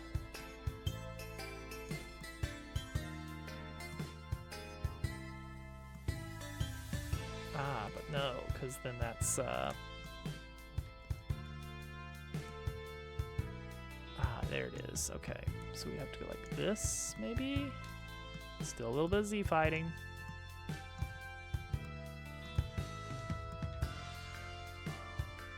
So we could go smaller here, though, but then just a little bit up. And then with some texture of choice.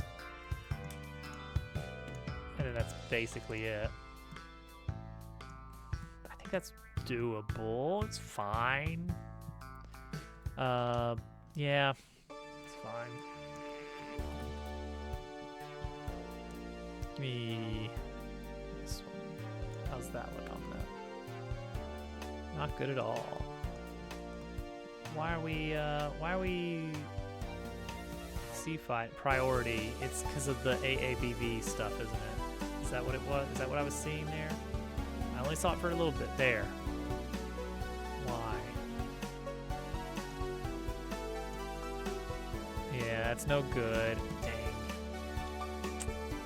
I don't want to have an actual mesh railing. That just feels too expensive. It's like even if modern computers can handle it without even breaking a sweat, I don't like that that's so commonly used as a solution. You know? No, don't like that.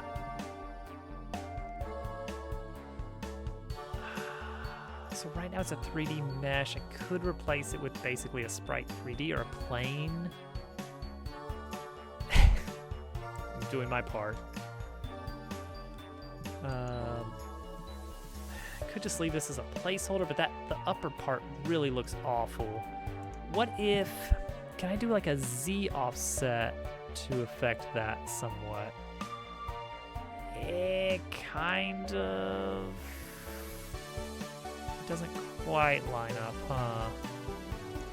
Could I see, look at that, that's awful.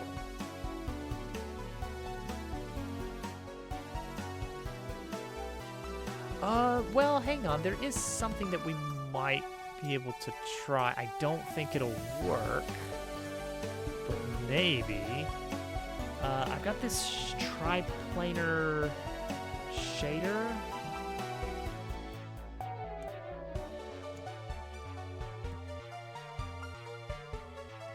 Oh gosh, no, there's no way this would work. I'm not even gonna try. Oh, I know what we can do. This is, oh my gosh, this is so easy. This is so much easier than I was thinking. All we gotta do is, okay, so that's the difference. Boulder shell. After you do the whole thing, so you then add with that. So this is subtraction of this plus this. Then do a CSG box that is also a subtraction. But it is just the tippy top.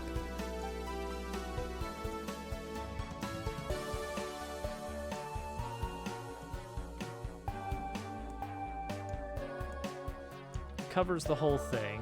So we're shaving off the top, basically, as you can see.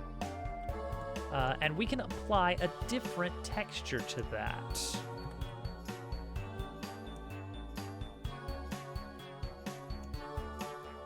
But that means we have to replace this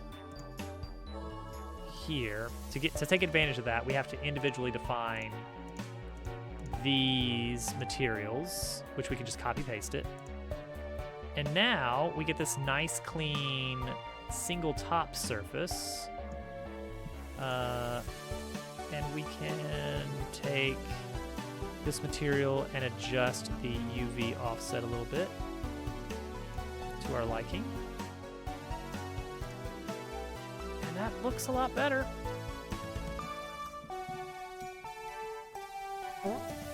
What would Kojima do? That's what I'm always asking myself. Okay, yeah. Now I don't like that I can see my shadow underneath it because it is a decal. It's basically just a decal. It doesn't care about that, this little circle blob shadow. But we're not going to see anything below this. We're going to see infinite depths. This is all right here. This is all right.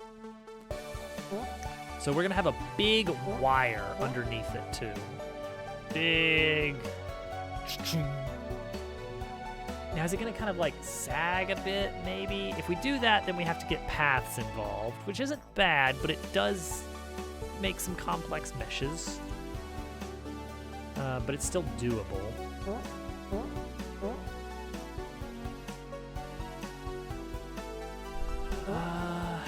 Additionally, we may want to scale this whole thing down ever so slightly so that when we have a second T-junction next to it, they don't sit flush. I don't want them to quite be flush.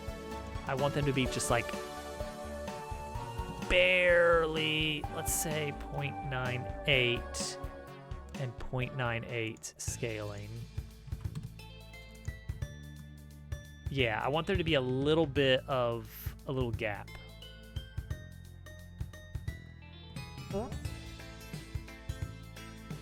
Because I think that emphasizes that these are like different pieces.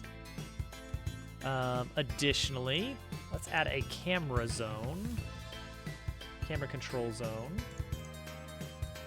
This is going to cover pretty much the entire room. There we go. And I don't want it to be seen. While you're in the camera control zone, move the camera up to and out 4. And also, I'm not going to enable depth of field.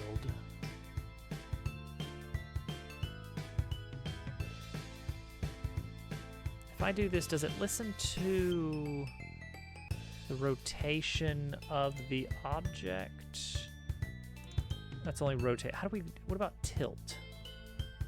Pitch.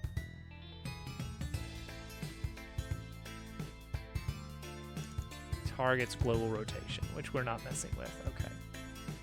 Yeah, I don't need it to actually tilt down.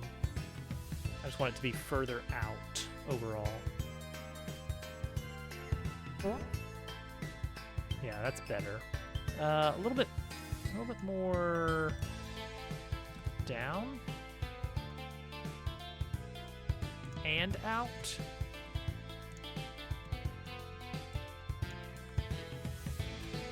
Try again.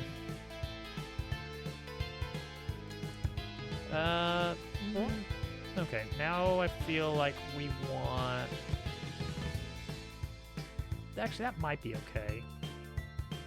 We'll experiment with depth of field, because that might be all right here.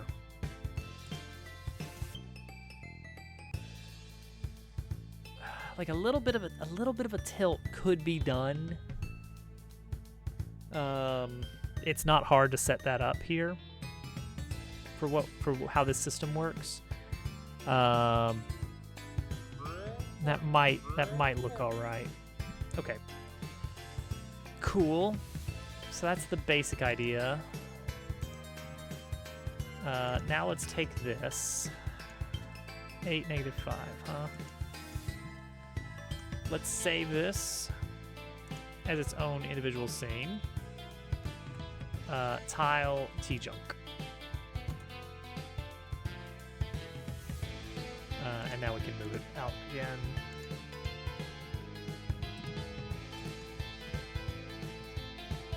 And we'll duplicate it. And we'll rotate this one. There we go. So we can just see how they connect, different angles. Let's add some, I guess let's add some big old wires. All right, here we go. Now we can work on this in its own zone, its own little domain. To do that,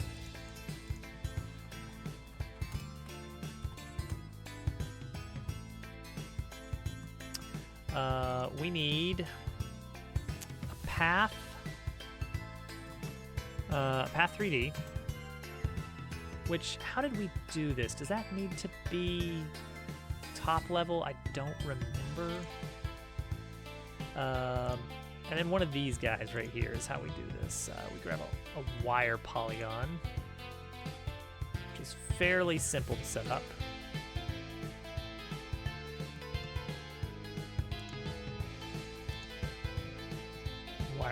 Wire path. It's got the material set up already. It is set to follow this path, and now we set this path. Points, add element, -5, 5. And we can set a point in the middle.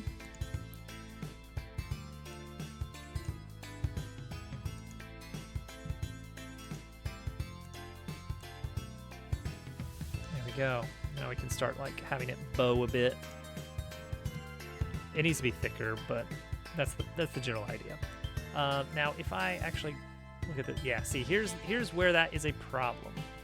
The offset of a path is not properly respected unless it is top level, which I hate doing top level stuff, but that is what we need to do for this kind of path 3D polygons. It's fine.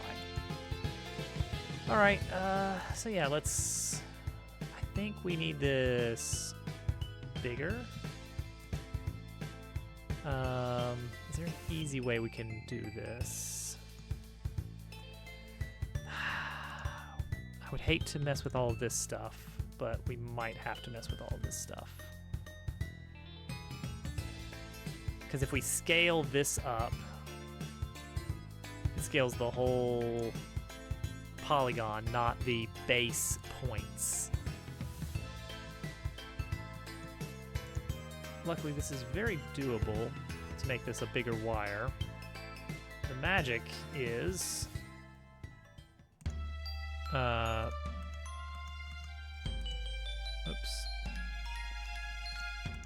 magic is that we clear out the existing nodes.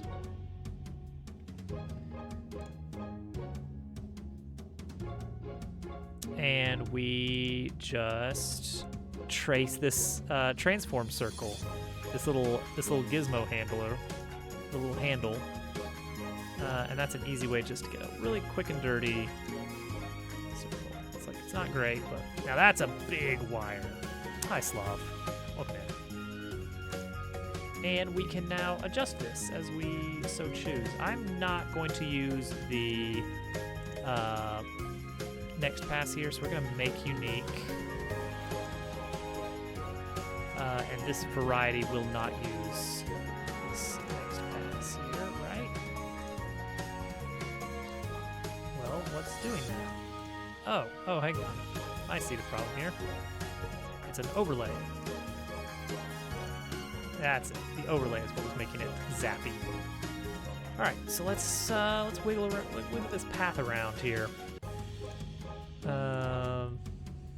2, -2, and then this one is -2, 2.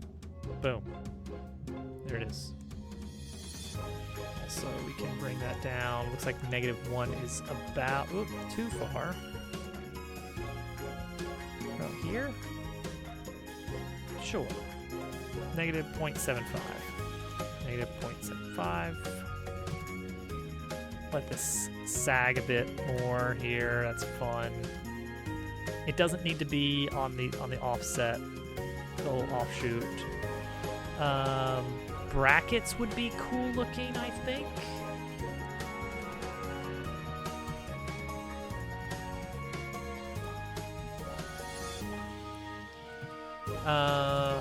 To do that, I'm gonna do a CSG cylinder. I love CSGs. You guys don't even realize.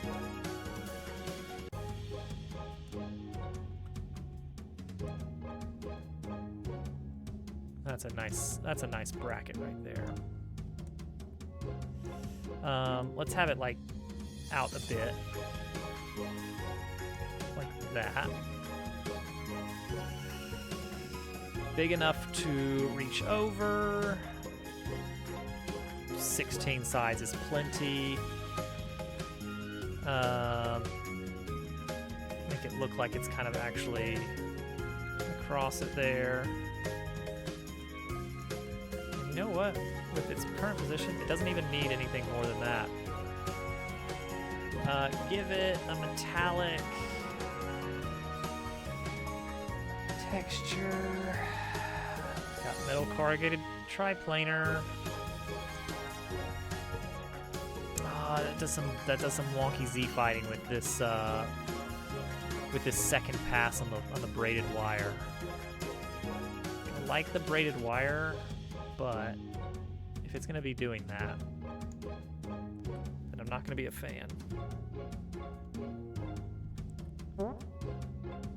Yeah, there it is. There it is. Okay, so we gotta mess with some stuff here. It's doing a next pass that has a how's it doing that? I thought it would be some kind of render priority magic, but maybe not.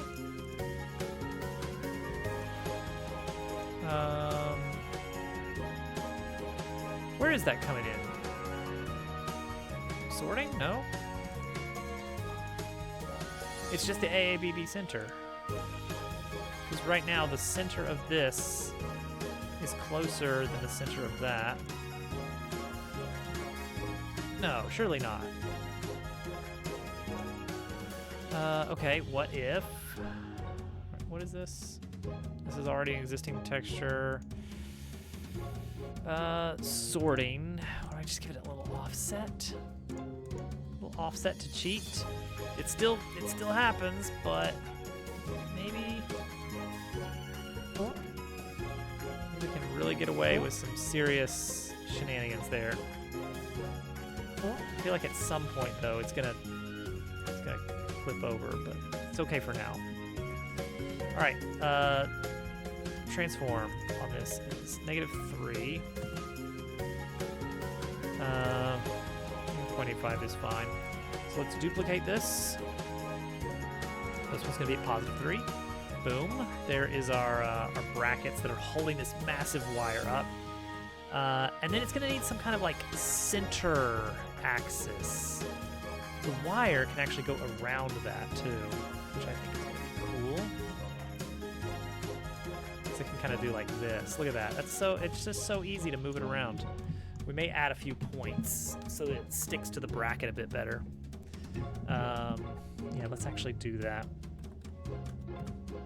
So in our path, we're gonna add a new point here and here.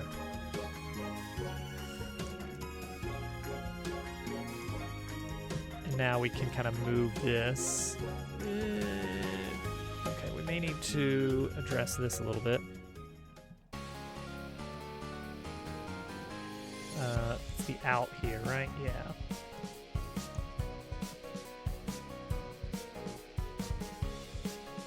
out there, and then in here. There we go.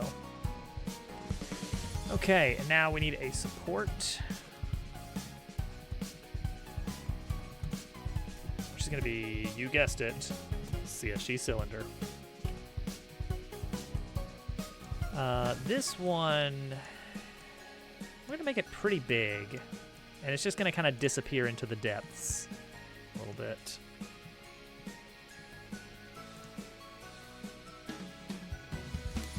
A little smaller. 12 is fine. Yeah, let this kind of hug it. It really is, man. CSG cylinder, the MVP. Okay, kind of keeping an eye out for that render order. It seems okay. Man, I would be having to do so much more Blender. I would probably be automating stuff in Blender. Ugh, what an awful time. Let's see here. What about this?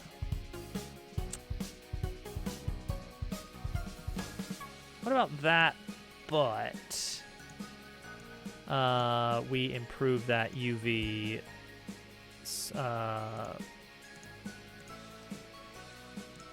UV scale a little bit. So, what is it? Just the X that's wonky looking. See, that doesn't look good. That looks better right there. That's not bad. I think if we slap a little bit of an albedo change to it, give it a little bit more rust orange, perhaps.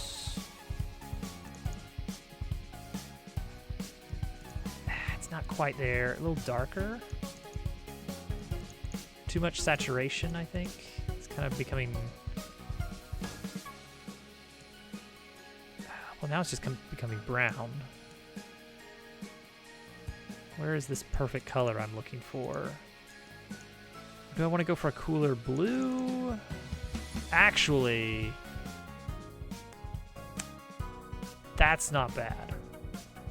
I do kind of like that. Yeah. Kind of, you know what? It's kind of an oxidized copper.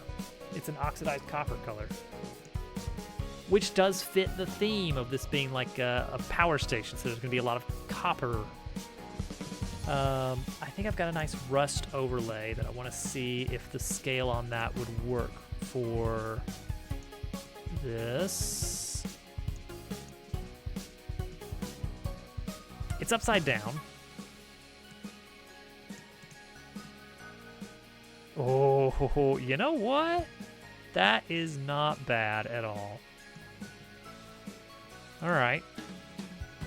Not bad at all.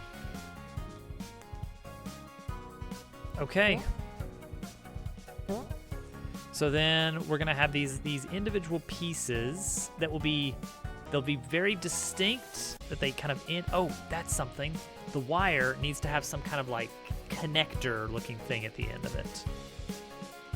That's pretty crucial because that makes it seem like, I mean, we're lying, but it makes it seem like this area is not just funny video game puzzle, but is, oh, that's what this is for. These you know, they use this to redirect and reroute the power by turning these big it's a video game, but we're going to give the plausible deniability. Like, yes, there is a reason for this to be here, as a matter of fact. Now that you mention it, shut up. Video game magic. Oops. So we're just going to kind of pull this in a bit. And what sort of magical thing do we have that can make for a good set of connectors? We need some kind of like rounded shape of some sort. Jeez, I'm really drawing a blank here on what node might be the. Oh, I know what it is. It's a CSG cylinder.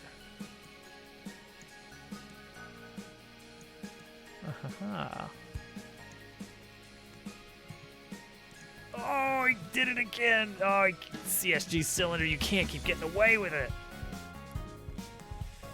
All right, so we are gonna do a little bit bigger than the wire itself. Can I see this from the other side? 1, 3, 3, Control 3, Shift 3, Alt 3, Alt 3. That's the one. Okay, I see. I'm gonna go a little bit bigger.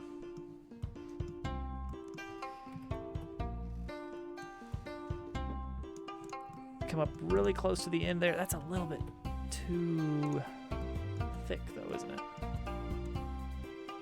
Something more like that. Looks good. How's our metal texture look for this? Maybe. What about this one? Is this a world triplanar? Well, you know what? That's the exact same, so cool. Oh, that's what we used for the bracket, so maybe not. Maybe not. That's what we used for the bracket. I've got some shiny textures we could use. Or we can whip something up. Let's see. The CSVs, get those out of here. Get those out of here. So we got this shiny copper. Shiny copper connector makes a lot of sense. But I feel like there should be some kind of like rubbery texture, like shiny black. That looks good. That looks good. Okay, so take that, duplicate, inner cut away, subtraction, shiny copper on the inside.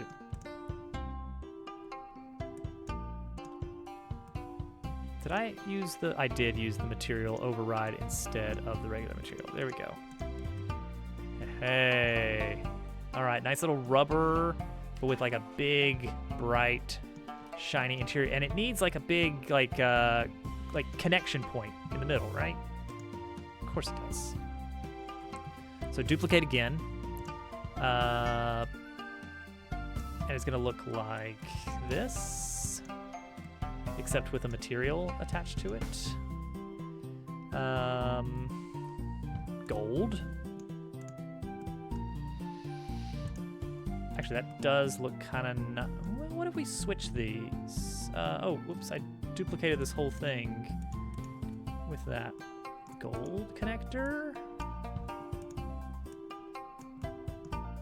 Big gold connector. That's believable. That's believable. Subtraction again. What? Again? Are you serious?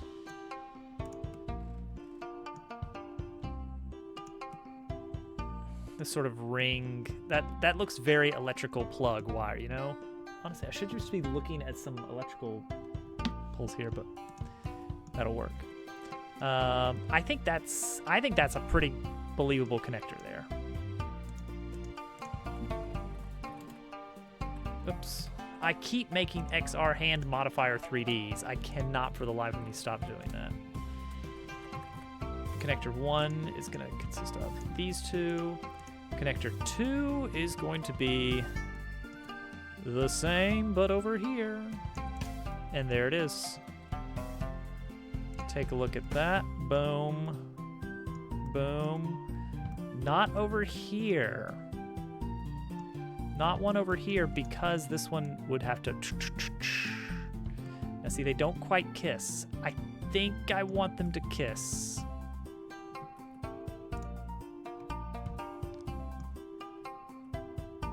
Like just a little bit.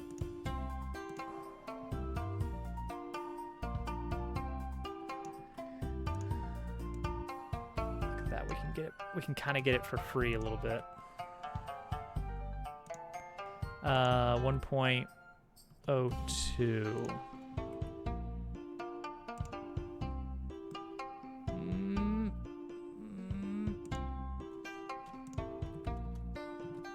Four. Oops, see, now we've lost that, but we can reconnect it. That's overlap. What's the minimum we can get away with? Oh, that's beautiful. Okay, let's fill in this gap here. Pull that in. Click. Pull that in. Click. Oh, so satisfying. I really like messing with the Path 3Ds with CSGs. It's the place to be. This could sag a bit more.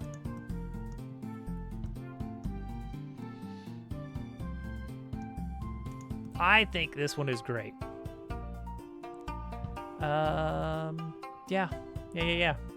This is pretty cool. This is a pretty cool little piece. It's got character. I love it.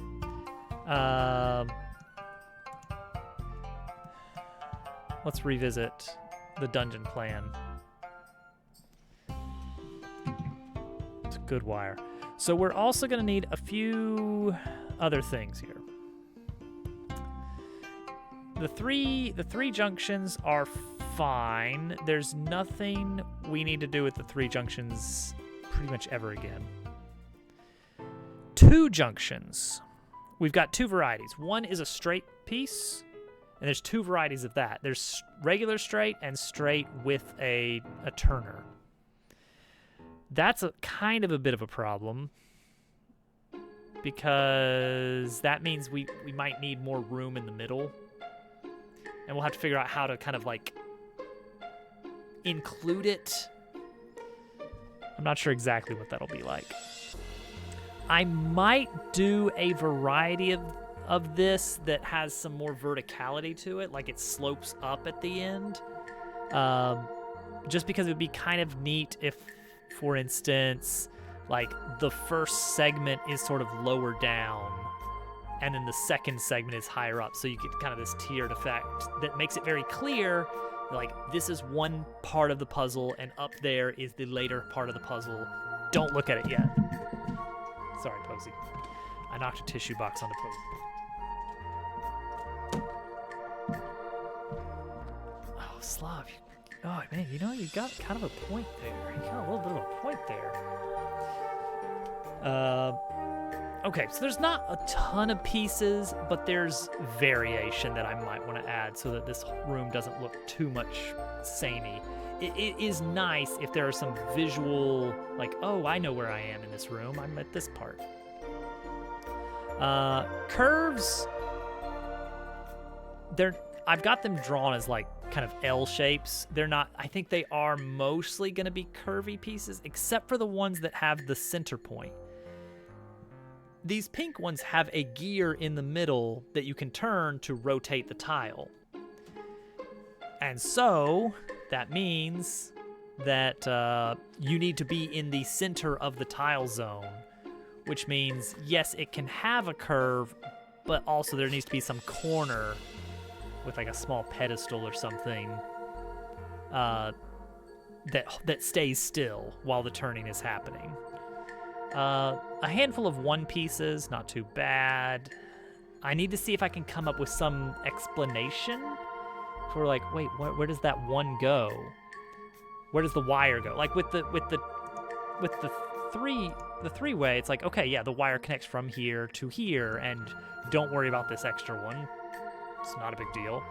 With the one, it's like, where does the wire go? I'm thinking the wire wraps, like snakes around the center point into the fog.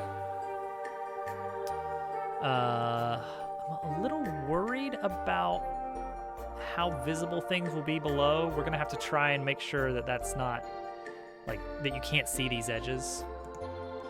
No 4-ways. The charge points could all be the same. Yeah, we're gonna do some. There's a really nice foggy scene I've got in the tutorial zone of the game. Oops, this is not gonna work, is it? There we go. Let's just jump into this one. We've got our. I don't have to search for it because we got this now. I can just warp to it. Warp to start. It's like this really nice little like little overview. So that actually has this music playing. I think this is the music for this area. And there's like a very subtle little bit of a particle effect going on. You may not even be able to see it at the bit rate that we got, but it's fun. It's fun little dust particles. I love it. I like the scene. What I really like about it is that the gears are not moving, and that's kind of the point. Is that it's like, no, everything is still. There is nothing going on here. This place is dead. But it kind of gives you this idea of like, what was going on here? What is all of this? Kind of get that sense of mystery cooking during the tutorial. It's fun.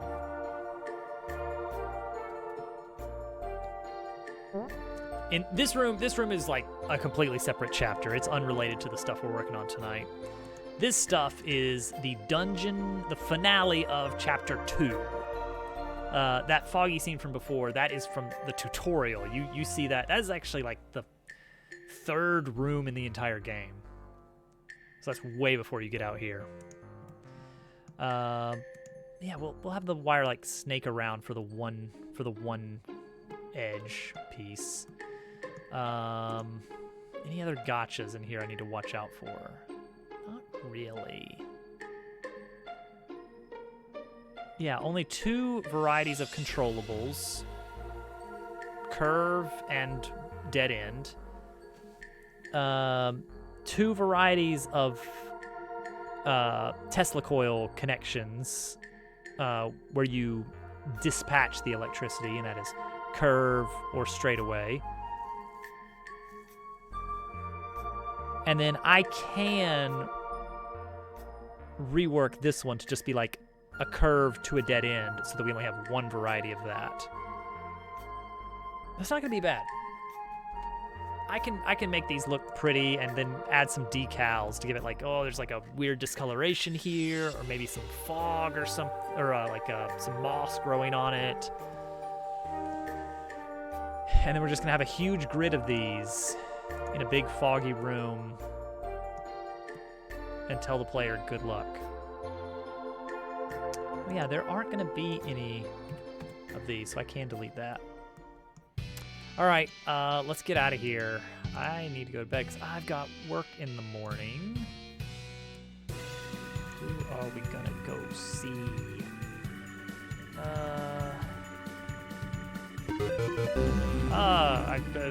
Thank you for the follow. All follows are anonymous.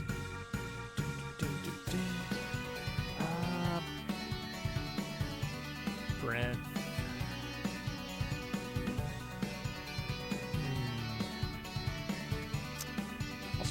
Let's check some recommended channels and some game dev channels. Where is game dev? Where does the game dev be? How do I get to game dev? There we go. That'll work. Yeah, let's check it out. Let's see who's on.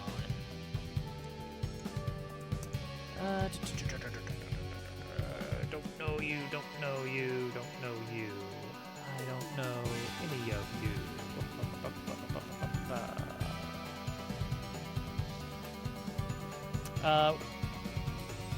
So normally next stream is Wednesday, but that is Christmas Eve, so we'll see. Next pretty positive stream is going to be Friday. Normal schedule is Sunday, Monday, Wednesday, Friday evenings, 2.5-hour streams, and it's just going to be this for a while. We're a year and a half in, and we're still going. With probably about 3 years ahead of us for this. Ooh, what am I doing? It's a magical time. It is. There's a lot of excitement about it, and it's fun and interesting. I'm really excited to see this thing get to the end.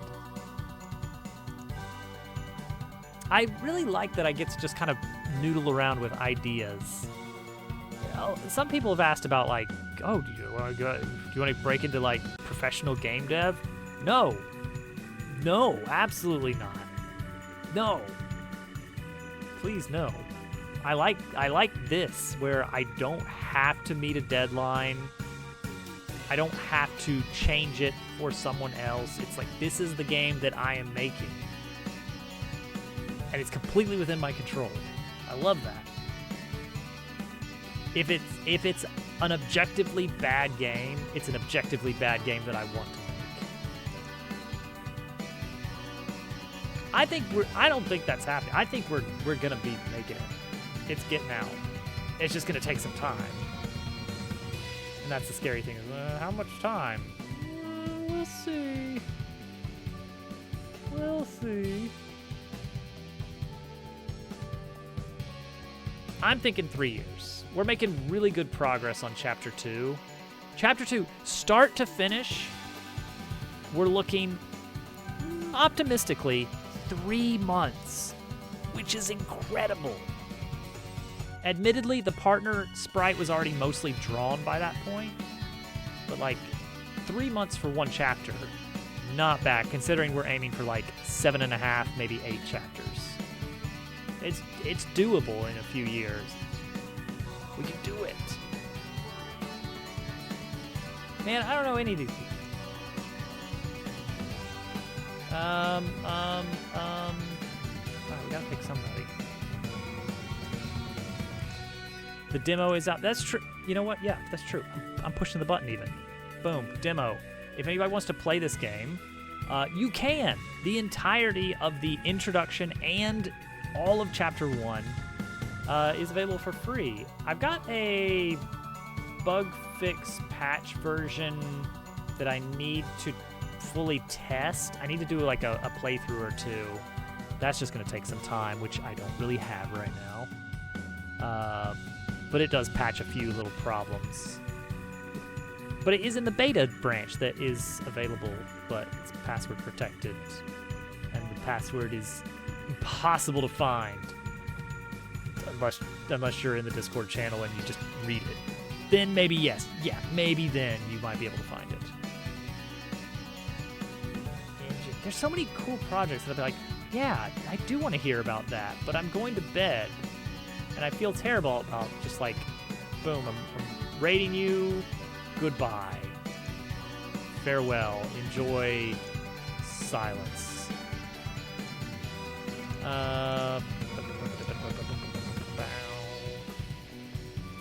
Let's have this one up. This is more interesting to look at while I'm just like poking at stuff. Maybe we raid into Mr. Coffee. Mr. Coffee is not a game dev, but he stands out because he is one of the first people that actually streamed the demo of my game, and he found it organically. And he is playing one of the games I really like, which is Left 4 Dead 2. I think, yeah. We haven't popped into... last time I popped into Mr. Coffee stream was... I watched his Silk Song playthrough. It was all the rage to watch Silk Song. Yeah, Left 4 Dead 2 is a really good game. I played that a whole lot, even well past its heyday. But yeah, one thing about Mr. Coffee's playthrough of Paper Robot is I feel like he understood what this game wants to be, and he played it accordingly. Like he understood, like, oh, and then this will happen, and this will happen. I see. Yeah, this is cool. Oh yeah, that's a good idea. And he did full voicing on it. He's got a YouTube video or two, I think, that actually does a full playthrough of the demo.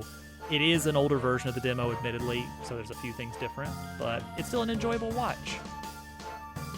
So yeah, we'll go hang out with Mr. Coffee for a little bit, but just a bit, because I do need to go to bed. Everybody, thank you for hanging out. This was a very fun stream and very productive.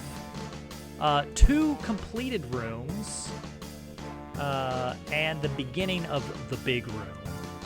little scary. I'm very proud of room 2. I think this is a very straightforward puzzle, but it's got that kind of, oh, I see, kind of moment, which is good. And it uses the new stuff. It's got a little bit of combat going on that you can avoid with a little bit of maneuvering. And we'll put a little secret room access there. I've got to decorate this with some shrubbery or something. But yeah, that'll be it. Yeah, if no stream on Wednesday, I will see you guys Friday. Bye. Play the demo. Wishlist the game. It's really good. It's really good, guys. I'm very biased, but it's really good.